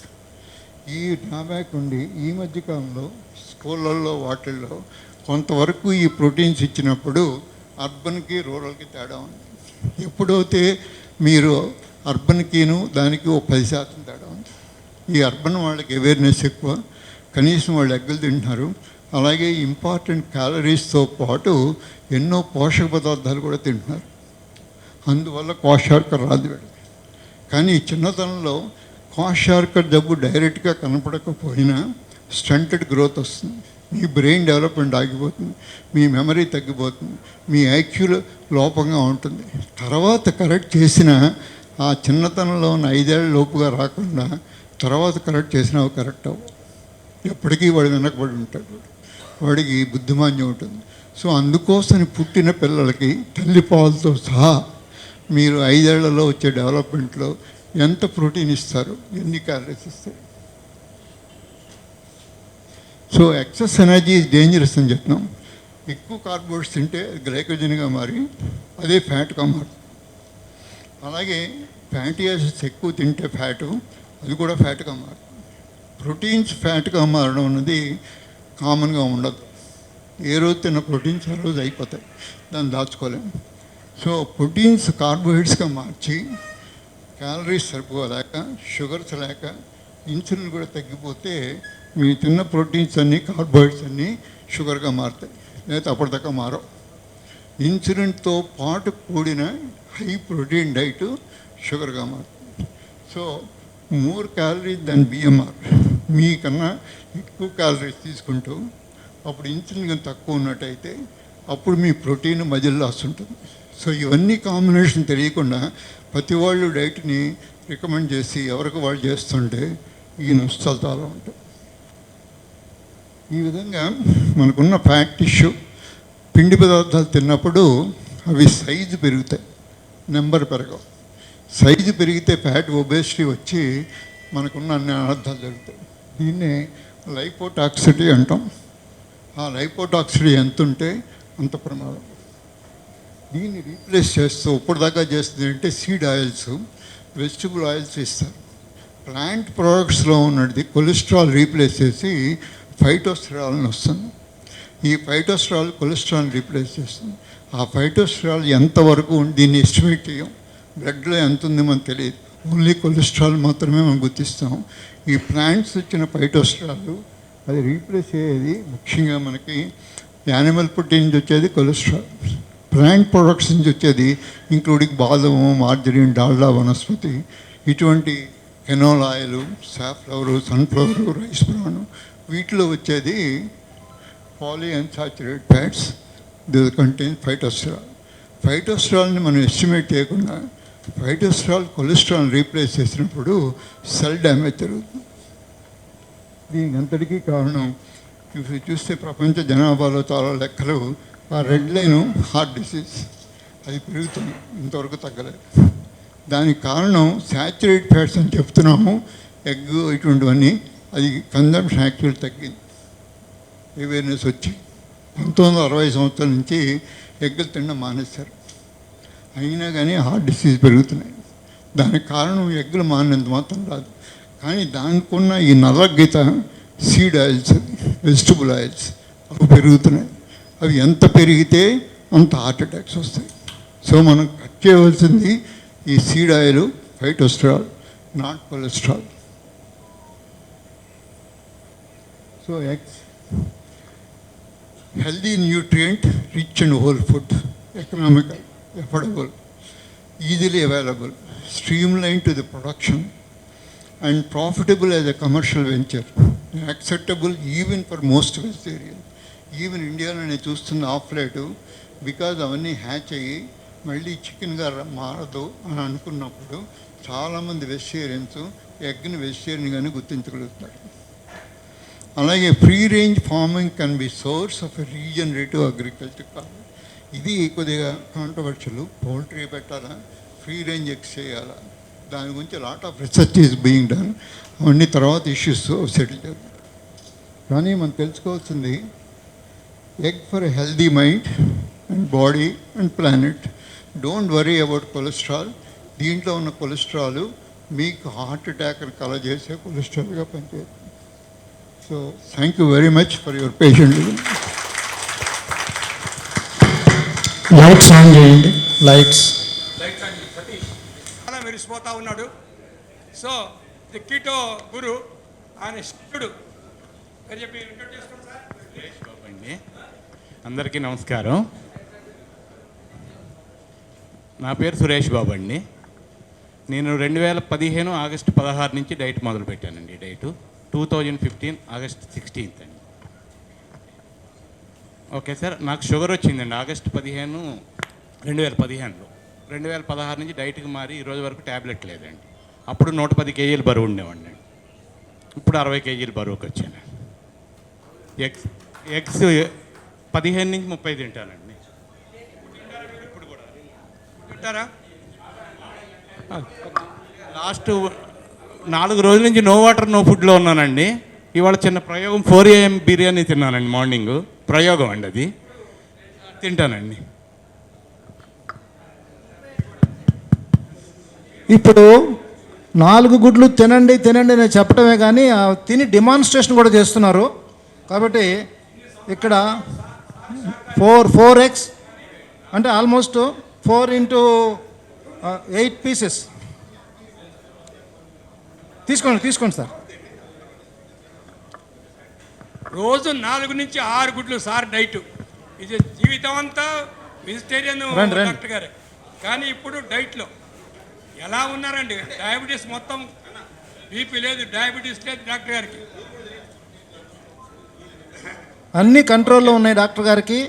ఎక్స్ వల్లనే అని చెప్తే డాక్టర్ గారు చెప్తున్నారు. కాబట్టి పట్టుకోండి. ఇక్కడ రండి మోహన్ రెడ్డి గారు, ఇక్కడ రండి. తీసుకుంటాను సార్, మీ దగ్గర తీసుకుంటా, ఏముంది. Thank you. ఇక్కడ మీకు చెప్పిన సబ్జెక్ట్ అర్థమైంది. కార్బోహైడ్రేట్స్ కట్ డౌన్ చేసుకోవాలి గుడ్లు తిన్నప్పుడు. రెండు తిందాం అంత మాత్రం లాభం లేదు. కార్బోహైడ్రేట్ కట్ డౌన్ అంటే మార్నింగ్ ఇడ్లీ, వడ, దోశ, పూర్ లాంటిది, వైట్ రైస్ లాంటిది తగ్గించుకుంటే గుడ్లు అనేది తినొచ్చు. ఎన్ని తినొచ్చు సార్? 30 దాకా తినొచ్చు. రోజు 30 దాకా తినొచ్చు. 10 తినొచ్చు, 15 తినొచ్చు. రోజు 10 తిన్నారనుకోండి, 60 రూపాయలతో ఫినిష్. దాంట్లో ఏముంటుంది? దాంట్లో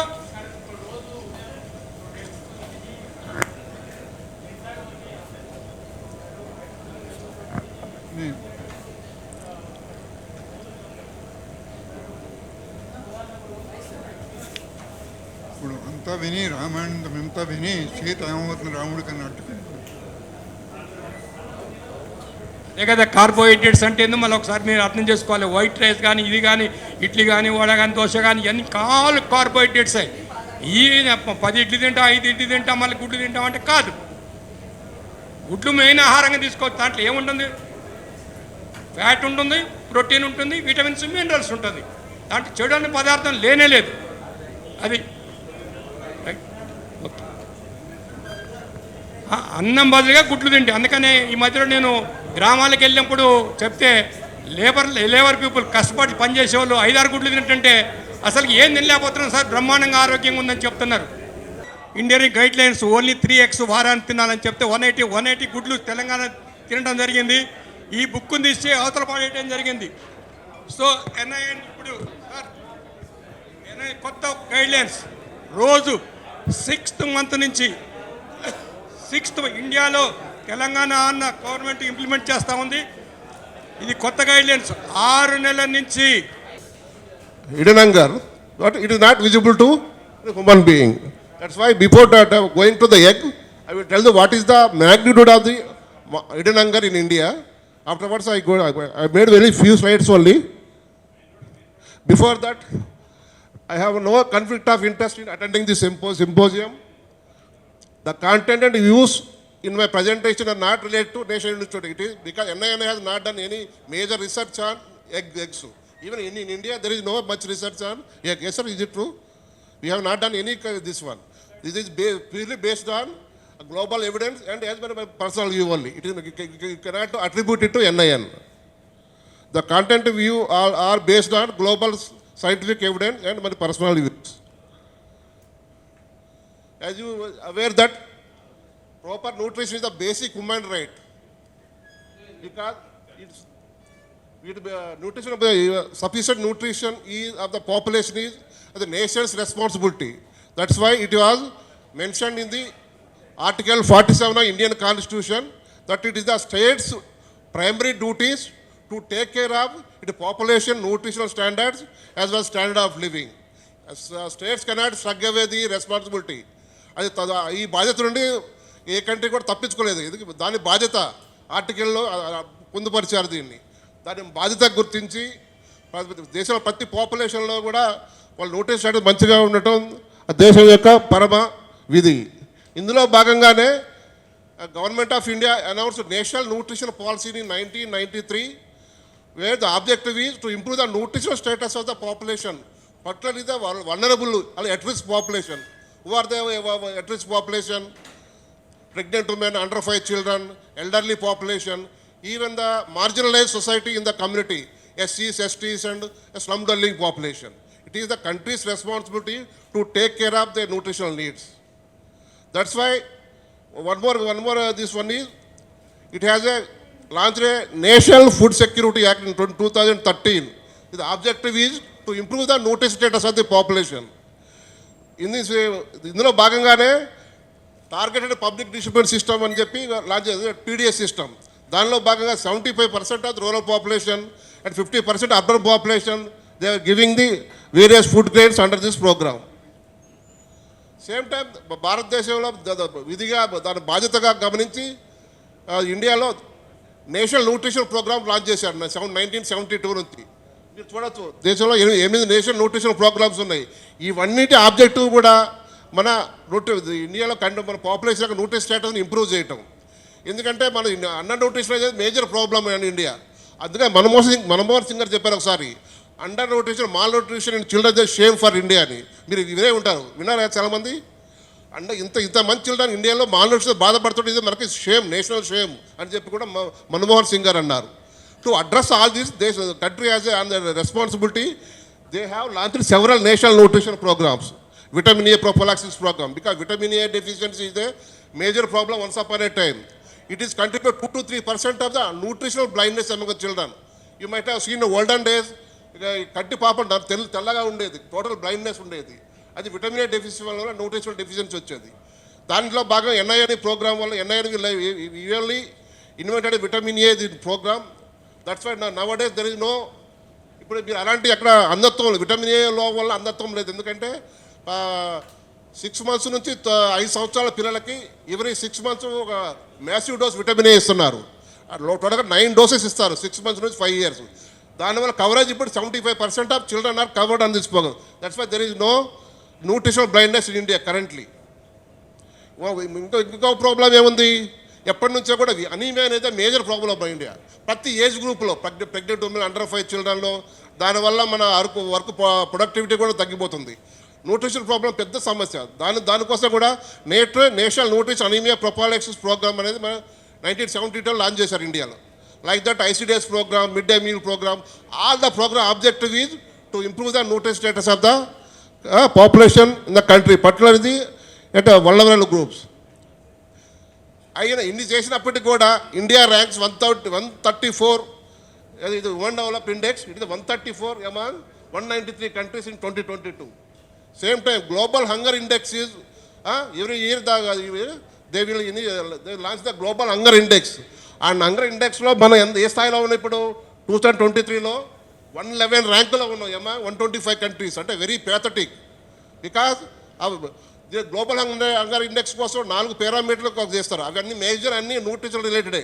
ఒకటి stunting among under 5 children, proportion of stunting under 5 children, and proportion of wasting and under 5 children, under 5 child mortality, and fourth one is the proportion of calorie intake, dietary calorie intake among the population.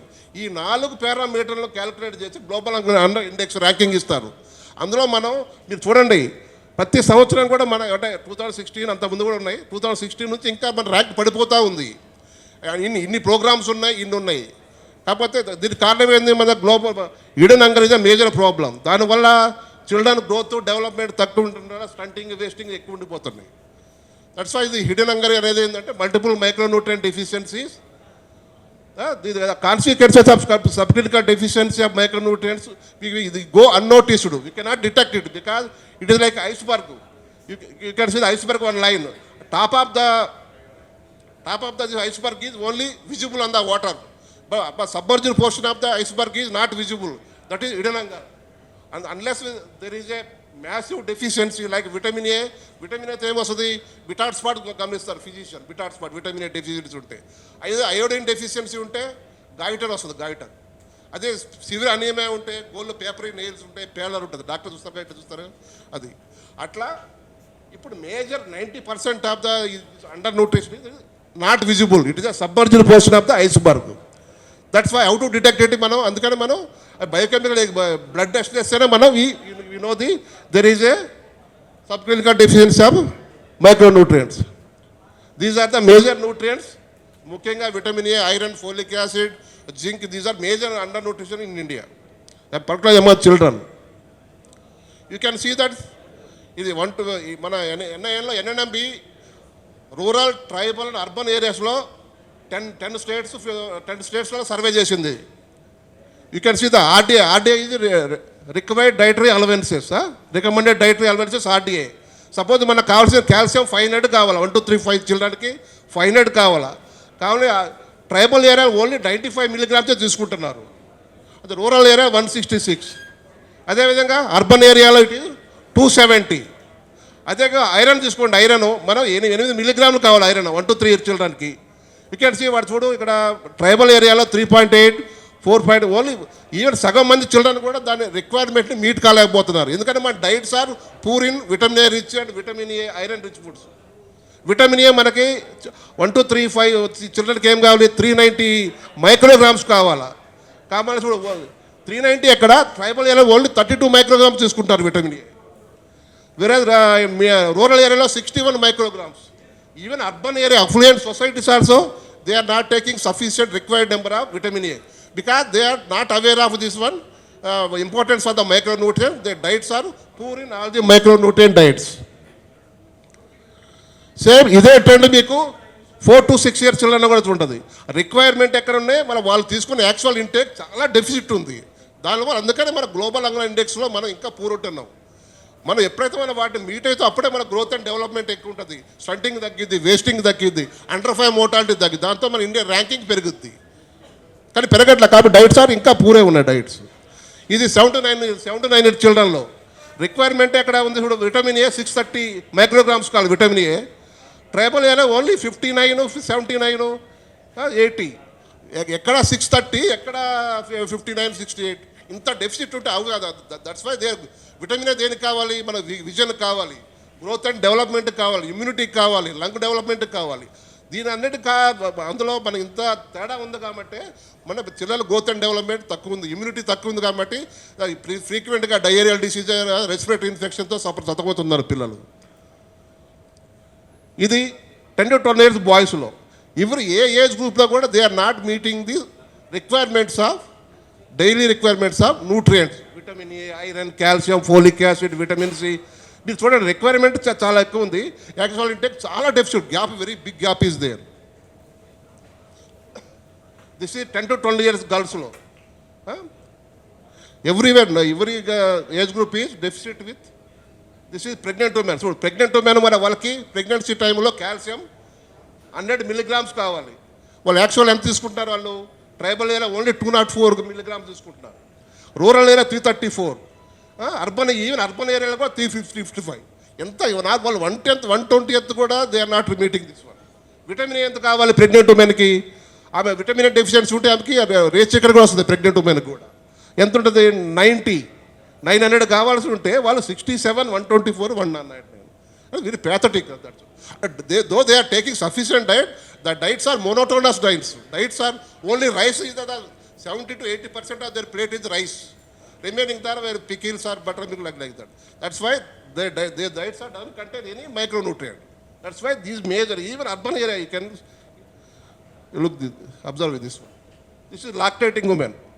Lactating woman needs calcium 1200 milligrams, where the actual intake is ranging from 230 to 344.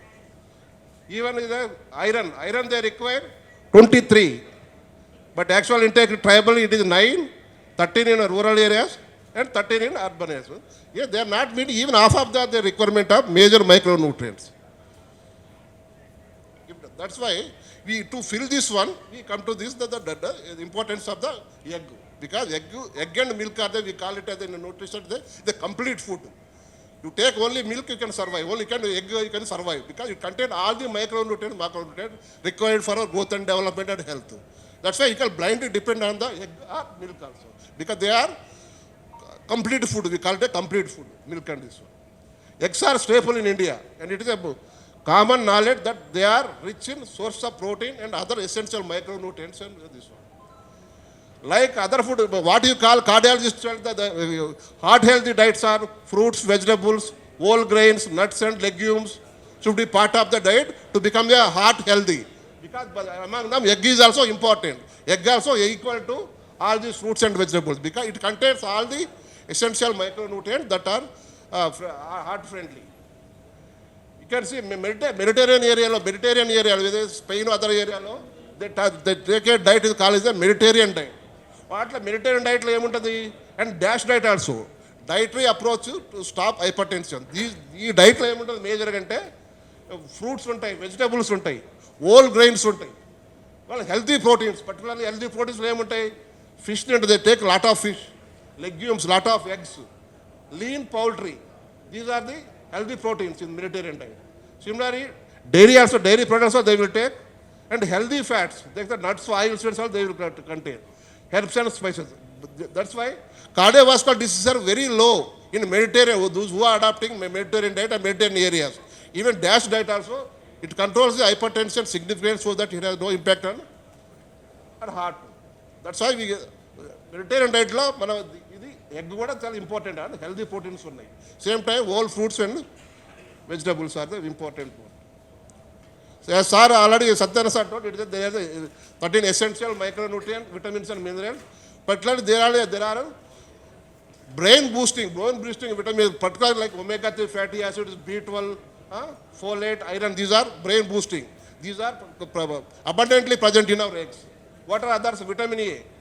Because of vitamin A problem now, because of the burden of the nutritional blindness now coming down.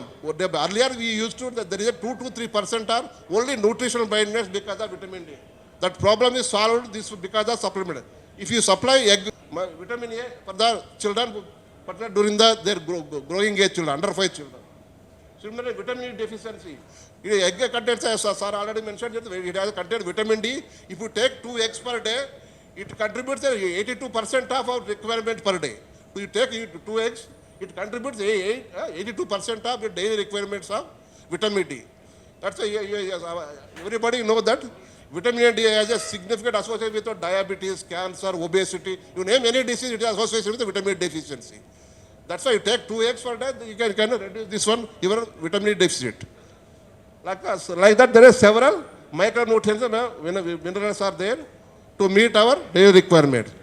By doing this, taking this one, we can also మన hidden హంగర్ని control చేయొచ్చు. ఎందుకంటే hidden hunger is a multiple micronutrient mall nutrition.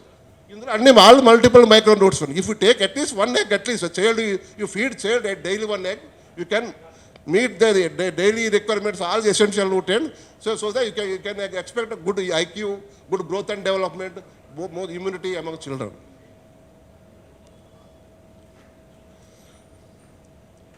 these are some of the questions based on scientific evidences. Dr. R.B. Singh, the senior interventional cardiologist, Metro Hospital, Noida, he replied to one question. Do eggs yolk increase the bad cholesterol and risk for heart disease? The dietary cholesterol has a little impact on the blood cholesterol levels in most people. It has no impact on blood cholesterol if you take a dietary cholesterol. Same way he mentioned that research has shown that most people can consume up to 1 egg per day without affecting their blood cholesterol levels or increasing the risk of heart disease.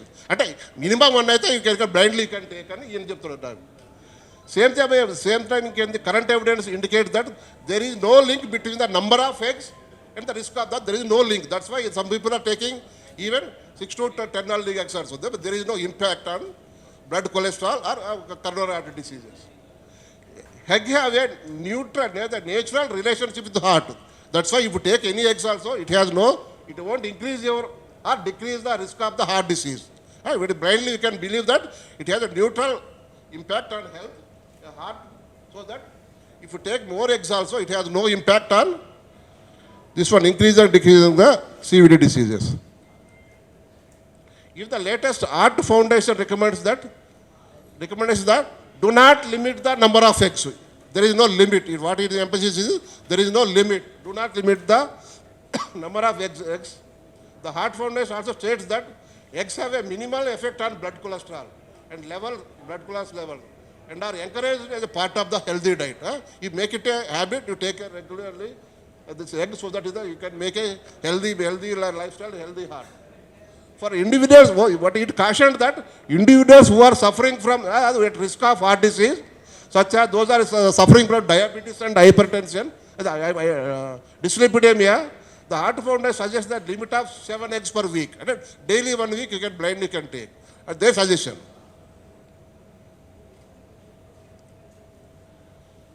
Similarly, Professor Manny Noakes, the director of Commonwealth Scientific Research Industrial Research Organization in Australia, says that, as I mentioned earlier, an egg a day make the doctor away, and it is certainly won't harm your cholesterol level. He also emphasized that egg do not contain cholesterol, but the amount of cholesterol in food has a very, very tiny impact on cholesterol in the blood plasma. And the increase in the cholesterol also, it is the HDL cholesterol. It is only beneficial to the heart. Eggs are low in saturated fats and have no trans fats and only small amount of cholesterol. Most of the fat present in the egg is a good cholesterol and unsaturated fat that would be healthy only for the human beings. Same time, in Australia did a study among 84,000 Australian population, and they found that because of the myth and other things, older people are not consuming egg as frequently as younger population. Younger population are almost taking daily 1 egg. Now, older days it is a myth because of fear of cholesterol. The older generation reduce the consumption of eggs, but in new generation are regularly taking this one. Similarly, the Duke's Clinical Research Institute in USA reported that eating more than dozen fortified eggs per week did not negatively affect the cholesterol levels compared to an egg-free diet among US adult population. Eggs, once opined as an unwanted cause of high cholesterol, could be part of the healthy and balanced diet now. That's why they suggested that among the patients with heart disease or at risk of developing heart disease, the consumption of 12 fortified eggs per week did not negatively impact their cholesterol levels for consumption continuous for 4 months. In spite of they are at risk of heart disease, consumption of 2 eggs per day for 4 months did not affect their cholesterol levels. These are some prospective studies, several studies in different continents, in different countries, where first study is, they did a 177,500 adult population from 3 major studies in Western countries, where వాళ్ళు ఏం study చేశారంటే egg కన్జంప్షన్కి లేదా blood లిపిడ్కి లేదా cardiovascular disease ఏమైనా సంబంధం ఉందా లేదా చేశారు. వాళ్ళ ఫైండింగ్ ఏంటంటే egg intake is not associated with total cholesterol, LDL cholesterol, triglyceride, HDL and total mortality or cardiovascular disease. అంటే ఎగ్ అయిపోయింది ఈ లాస్ట్ స్లైడ్ మీకు. ఈ ఎగ్ ఇంటేక్ ఇంత మేజర్ స్టడీస్లో కూడా లాంగ్ టర్మ్ స్టడీలో కూడా వాళ్ళు ఏం చేశారు, egg has no immediate negative impact or dyslipidaemia or mortality also. One more important is, in Chinese study, they studied in cholesterol intake from the eggs and other sources and mortality. Cholesterol from eggs, but as lower the mortality rate. Cholesterol from eggs has the lower the mortality among the population Chinese study. One more Chinese study, they study the dietary cholesterol and dyslipidemia. It also has a positive impact that cholesterol levels are lower. Yeah, other major studies, 16 prospective studies, 6 from America, 8 from European, and 2 per Asian countries. What they studied, egg intake and the risk of developing type 2 diabetes. What is the finding is, higher egg intake is associated with low prevalence of hypercholesteremia.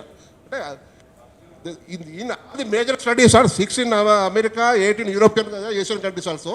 Every study proved that it has a positive impact. There is no impact on blood cholesterol. Same study, this is last study, last slide. 3 large-scale cohort studies, 16 prospective studies, 6 America, 8 Ethiopian. They also studied the egg intake and the associated with the cardiovascular disease. An increase in 1 egg per day is not associated with any cardiovascular risk. Egg intake is associated with the lower cardiovascular disease and risk of Asian population also, it is a very low. 13 prospective studies from North America, Europe and Asia revealed that consumption of 6 eggs per week has no inverse association with cardiovascular disease. Has inverse association. If you take more, the risk is low. That's why it is proved, these are the studies. Similar other studies also proven that no association between dietary cholesterol and coronary artery disease. These are the findings these are the evidence from the Western studies. And in India, there are no major studies carried out. యాక్చువల్గా doctor Balaswamy గారు నన్ను modelling కోసమే పిలిచారు, మాట్లాడడానికి కాదు. అయితే నా ప్రస్థానం ఎలా మొదలైందంటే, డాక్టర్ పివి సత్యనారాయణ గారు 2015లో రాయల్ టీవీకి ఒక 7 ఎపిసోడ్స్ ఇచ్చారు, మీకు గుర్తుండే ఉంటుంది. అయితే కీటో డైట్ పైన 2015లో రాయల్ టీవీకి డాక్టర్ సత్యనారాయణ గారు ఇచ్చిన 7 ఎపిసోడ్స్ చూసి నేను నోట్స్ రాసుకున్నాను. అందులో వారు కొంతమంది కీటో డైటీషియన్ల పేర్లు చెప్పడం జరిగింది.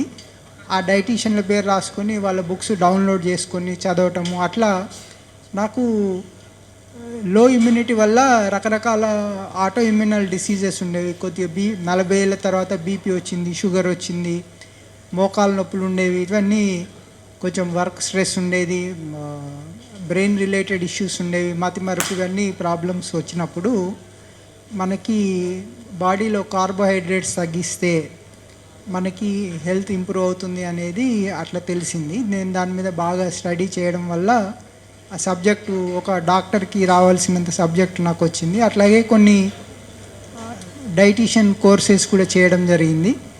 నేను మల్టిపుల్ టాలెంటెడ్ అండి. అంటే నేను లా చేశాను, సిఏ చదివాను, చార్టెడ్ అకౌంటెంట్ని, డైటీషియన్ని, నాకు జాతక పట్టికలు రాయడం వచ్చి, ఇట్లా రకరకాల ఎక్స్పీరియన్సెస్ ఉన్నాయి, నాలెడ్జ్ ఉంది. అయితే బహుశా భారతదేశంలో కీటో డైట్ మీద చాలా తక్కువ మంది ఉన్నారు. డాక్టర్ సత్యనారాయణ గారు లాంటి వాళ్ళు వెరీ రే, బహుశా 10 మందో 15 మందో ఉంటిలో అందులో నేను ఒక్కడిని అనమాట.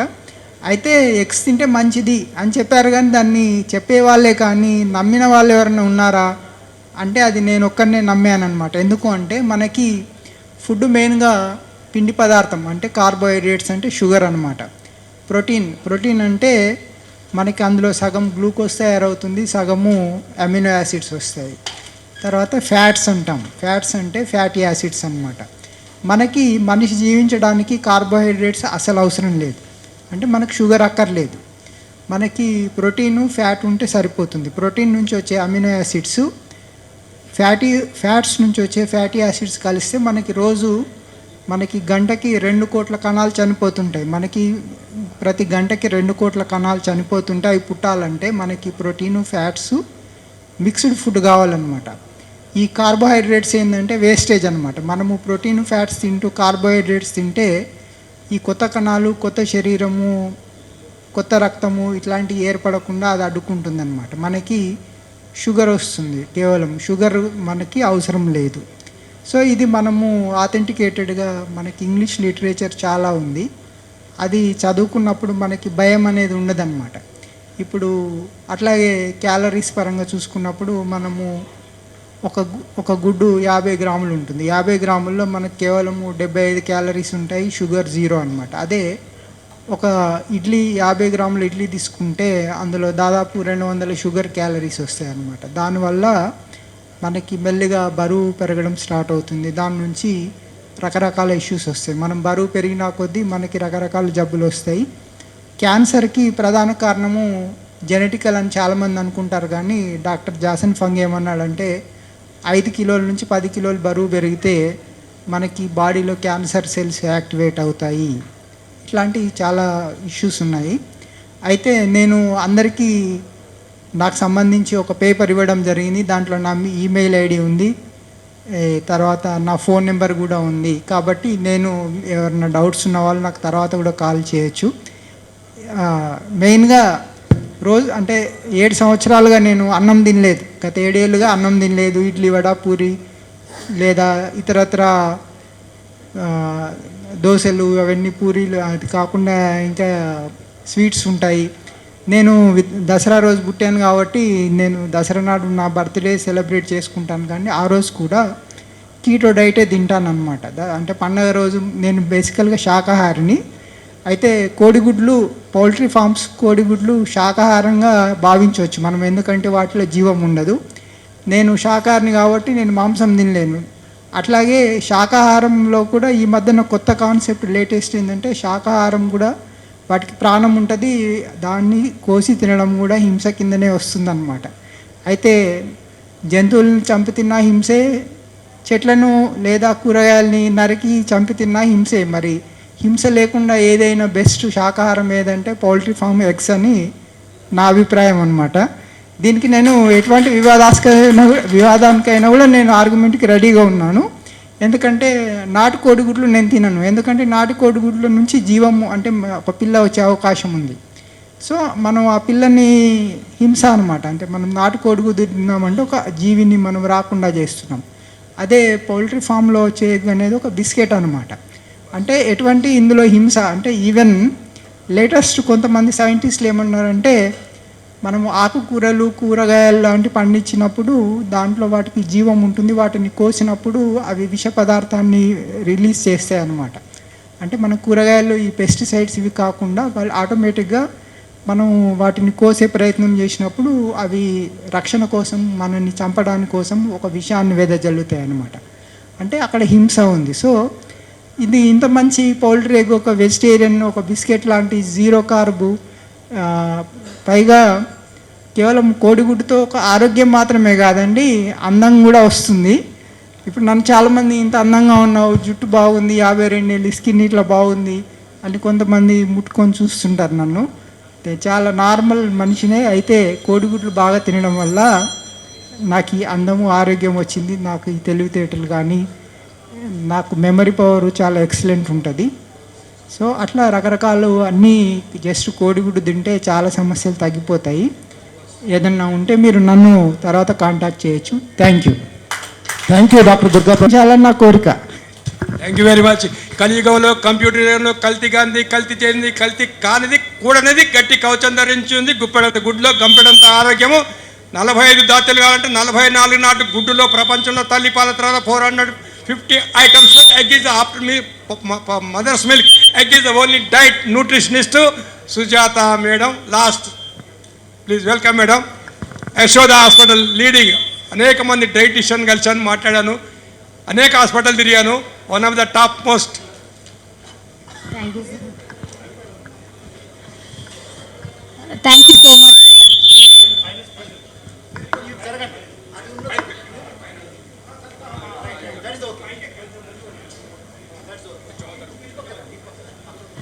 Okay, thank you so much sir.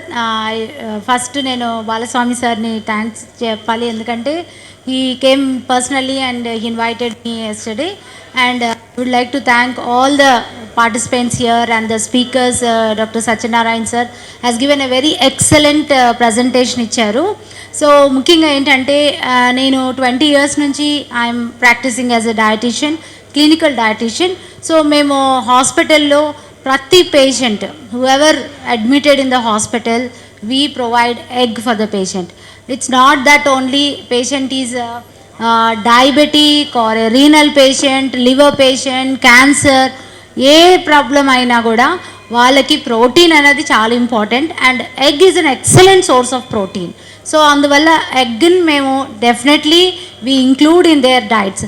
ముఖ్యంగా చాలామంది రీనల్ పేషెంట్స్ చూస్తే కూడా చాలామందికి ఏంటంటే కొన్ని వెజిటబుల్స్ తినొద్దంటాం, కొన్ని ఫ్రూట్స్ తినొద్దని చెప్తాం because of the potassium and all this. కానీ వారి డైట్లో కూడా ఎగ్ని మేము ఇంక్లూడ్ చేస్తాం. So in any stage of the kidney patients egg we will include. Dals కూడా అవాయిడ్ చేస్తాం. సో కొన్ని కండిషన్స్లో కొన్ని ప్రోటీన్ ఫుడ్స్ మనం తినకూడదన్న కండిషన్స్, యూరిక్ యాసిడ్, వాటిలో కూడా egg we will allow them to have egg అనమాట. So even for the children, అంటే మదర్ ప్రెగ్నెంట్ నుంచి ఓల్డ్ ఏజ్ జీరియాట్రిక్ పేషెంట్స్ వరకు we include egg in every stage of the life. So అందువల్ల ఎగ్లో ఉండే important vitamins, minerals మనకి doctor చాలా డీటెయిల్డ్గా ఎక్స్ప్లెయిన్ చేశారు. సో అలాంటి మంచి గుణాలున్న ఎగ్ని not just as a protein source but also for body building and also for weight loss, cancer preventive and many other deficiencies, vitamin mineral డెఫిషియన్సీకి మనం ఎగ్ని ఇంక్లూడ్ చేస్తూ ఉంటాం. చాలామంది పేషెంట్స్ మా దగ్గర డైలీ నాకు వచ్చే పేషెంట్స్లో 50% పేషెంట్స్ వాళ్ళు ఏమంటారంటే మా పిల్లలకి మేము యోక్ ఇవ్వట్లేదండి, ఓన్లీ ఎగ్ వైట్స్ పెడుతున్నామంటారు. సో ఈ యోక్ ఇవ్వకూడదు అన్న కాన్సెప్ట్ అన్నది ఈ మధ్య కాలంలోనే అది చాలా స్ప్రెడ్ అవటం వల్ల చాలామంది ఈ ఎగ్ యోక్ తినకుండా ఓన్లీ వైట్ పిల్లలకి కూడా ముఖ్యంగా, and also for majority of the cardiac patients, వాళ్ళకి ఏదైనా కార్డియాక్ యాంజియో అయింది, లేకపోతే సమ్ స్ట్రోక్ వచ్చింది, some PTC, any conditions they first avoid is egg మానేస్తూ ఉంటారు. సో అందువల్ల వారందరికీ మేము ఎక్స్ప్లెయిన్ చేసి ఎగ్ కంపల్సరీ తినాలి, you have to include egg అని చెప్పేసి వారి ఆ డైట్స్లో కంపల్సరీ మేము ఎగ్ని ఇంక్లూడ్ చేస్తూ ఉంటాం. అండ్ వెయిట్ లాస్కి కూడా చాలా ఎక్సలెంట్గా పనిచేస్తుంది. అండ్ యాజ్ కీటో డైట్ అంటే మేము పర్టికులర్ కీటో డైట్ మేము అడ్వైజ్ చేయం బికాజ్ వాళ్ళ డిఫరెంట్ కండిషన్స్తో వస్తారు కాబట్టి. But egg we include definitely more than 6 eggs we ask them to take వాళ్ళ డైట్లో ఇంక్లూడ్ చేసుకోమని చెప్తాము. వీ గివ్ దెమ్ లో carbohydrate diets, not a complete zero carbohydrate diets because of their activity levels వాటిని బట్టి.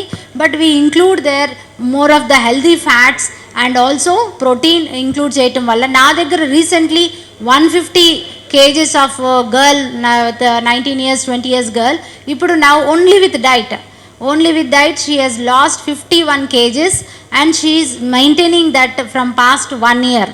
So అలాంటి patients మా దగ్గర చాలామంది వస్తుంటారనమాట.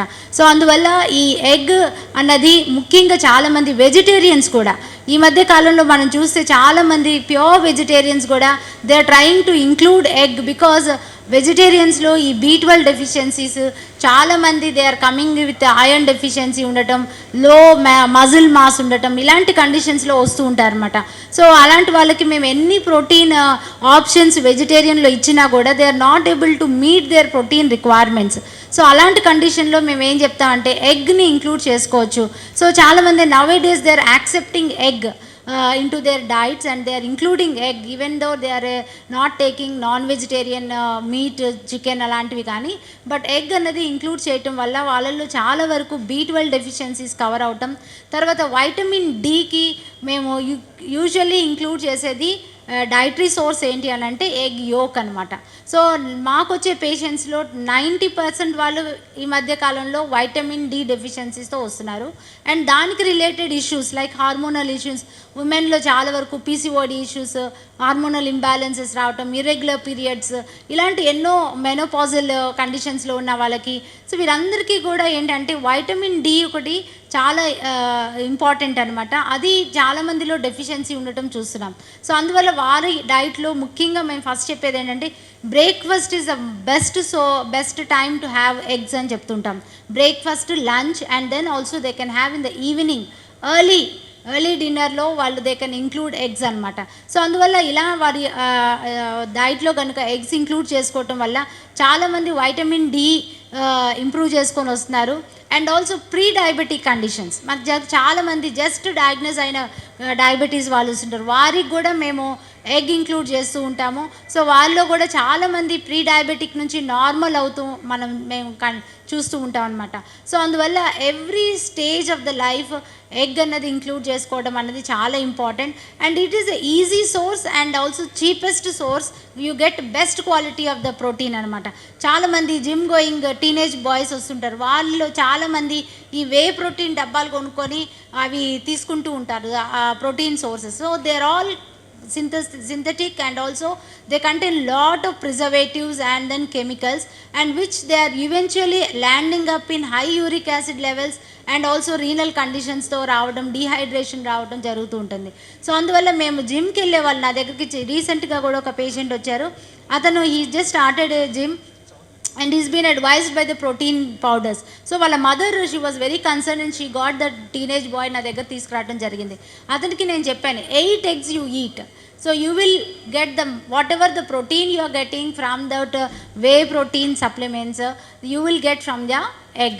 So దీనివల్ల you also improve your skin texture improve అవుతుంది, యువర్ మజిల్ మాస్ ఇంప్రూవ్ అవుతుంది, యువర్ అదర్ న్యూట్రియంట్ డెఫిషియన్సీస్ కూడా కవర్ అవడానికి it is because it is a whole nutrients దీంట్లో ఉంటాయి. అమైనో యాసిడ్స్ కానీ excellent source of vitamins A and iron rich ఇవన్నీ ఉంటాయి కాబట్టి so this is best source for your gym going వెళ్ళే టీనేజర్స్కి కూడా ఇది అడ్వైజ్ చేయటం వల్ల కార్డియాక్ స్ట్రోక్స్ రాకుండా కూడా ఉంటుంది. ఇలాంటి హై సప్లిమెంట్స్ తీసుకునే వాళ్ళల్లో చాలామంది ఏంటంటే వాళ్ళు లెథార్జిక్ అయ్యి వాళ్ళ ఇండైజెషన్స్ రావటం, చాలామందికి గ్యాస్ట్రిక్ ఇష్యూస్తో వస్తుంటారు ఈ ప్రోటీన్ సప్లిమెంట్స్ తీసుకోవడం వల్ల. సో అందువల్ల మేము చాలా few dietitians in the city we advise not to go for such kind of supplements, and we advise them because we as a registered dietitians we try to promote all whole foods, normal natural foods, and also which is easy to purchase, also cost effective కూడా ఉంటుంది. ఎందుకంటే మన అన్ని తరగతుల వాళ్ళు కూడా ఈ ఎగ్ని include చేసుకోవచ్చు.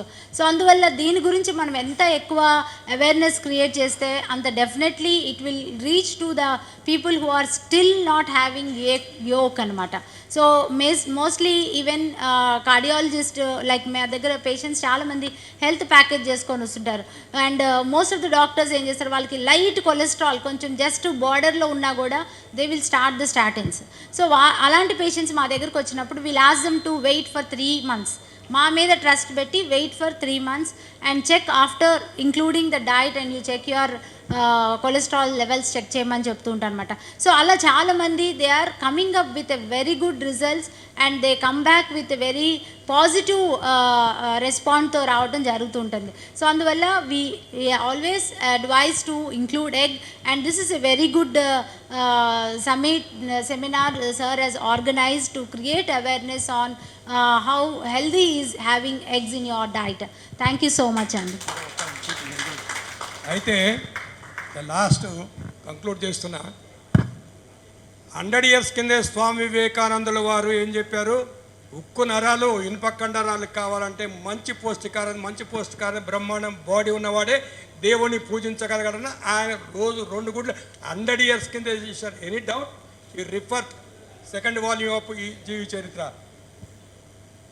అది సేమ్ మహాత్మా గాంధీ గారు 100 years కింద చెప్పారు, గుడ్లు శాకాహారం మాంసాహారం కాదు, పాలు మాంసాహారం డిస్కస్ చేస్తే మాత్రం గుడ్లు బ్రహ్మాండంగా తినవచ్చు అని చెప్పేసి. ఆ రకం చూసుకుంటే మీరు కరపత్రం ఇవ్వడం జరిగింది చూడండి. అయితే ఒకటి 5 years back 6 years back I went to Chandrababu Naidu గారు రిక్వెస్ట్ చేశాను, ఆరోగ్య సేవలో రోజు పేషెంట్లకి 3 గుడ్లు పెట్టడం జరిగింది. లాస్ట్ 2 years బ్యాక్ ఆగస్టులో హరీష్ రావు గారు కూడా మంత్రిగా ఉన్నప్పుడు అడిగితే ఆయన కూడా పేషెంట్లకి గవర్నమెంట్ హాస్పిటల్స్లో పేషెంట్లకి డైలీ 3 eggs పెట్టడం జరిగితే గవర్నమెంట్ డాక్టర్లు ఏమంటారు తెలుసా, ఒక గుడ్డు ఎల్లో తినండి, 2 ఎల్లో పారేసేయండి అని చెప్పి. At the same time government hospital కాదండి, ద లీడింగ్ కార్డియాలజీ హాస్పిటల్స్ కూడా చాలామంది డాక్టర్లకు భయపడి, డాక్టర్లు కొలెస్ట్రాల్ అంటే భయపడి న్యూట్రిషనిస్టులు చెప్తున్నారంటే తీసేయండి ఎల్లో, పేషెంట్ని బట్టి చెప్తున్నారు. కాబట్టి మేడం గారు ఎప్పుడు భయపడకుండా డాక్టర్లు కూడా చెప్పి ఎడ్యుకేట్ చేసి ఈ రకంగా మీతోటి ఆర్గనైజ్ చేయదలుచుకున్నామండి. Thank you very much madam. ఆ రకంగా ఎనియావ్ సంతోషం. ద లాస్ట్ డాక్టర్ అంజయ్ గారు, అరుణాథ్ గారు, డాక్టర్ అరుణాథ్ గారు, the last welcome please.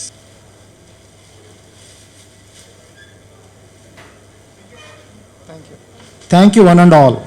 I am Dr. Malindra Swami, consultant cardiologist from Averi Clinical Global Hospital, Karmangat. As a cardiologist, I recommended boiled egg for every patient, usually 5 to 6 eggs daily, especially in patients with heart diseases, as egg does not increase the LDL levels, it increases HDL levels. But patients who are with diabetes, if they are having coronary diabetes, this risk should be taken not to taken fried eggs like burji, omelette. Is recommended is boiled eggs 6 to 7. నా పేరు doctor PV Satyanarayana. నేను cardiac సర్జన్ని. ఇక్కడ సమావేశానికి ముఖ్యమైన కారణం ఏంటంటే బాలస్వామి గారికి కృతజ్ఞతలు.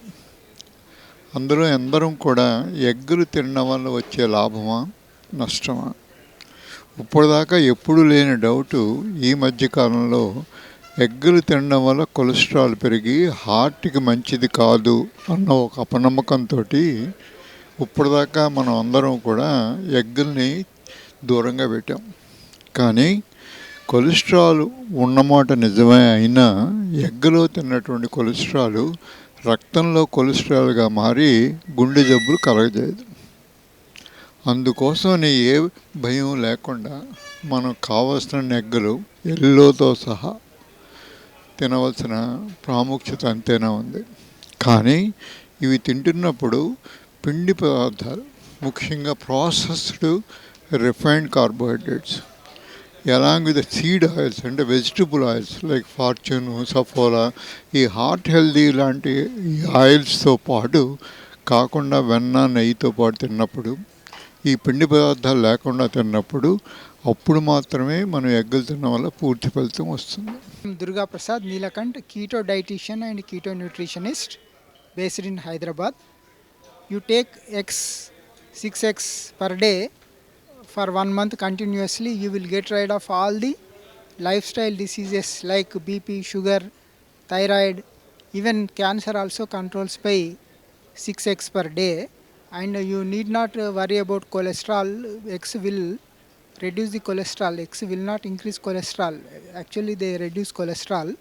So for any problem, for overweight or obesity or any issue, you can depend on eggs. Eggs are very cheapest form of protein and fat in the world.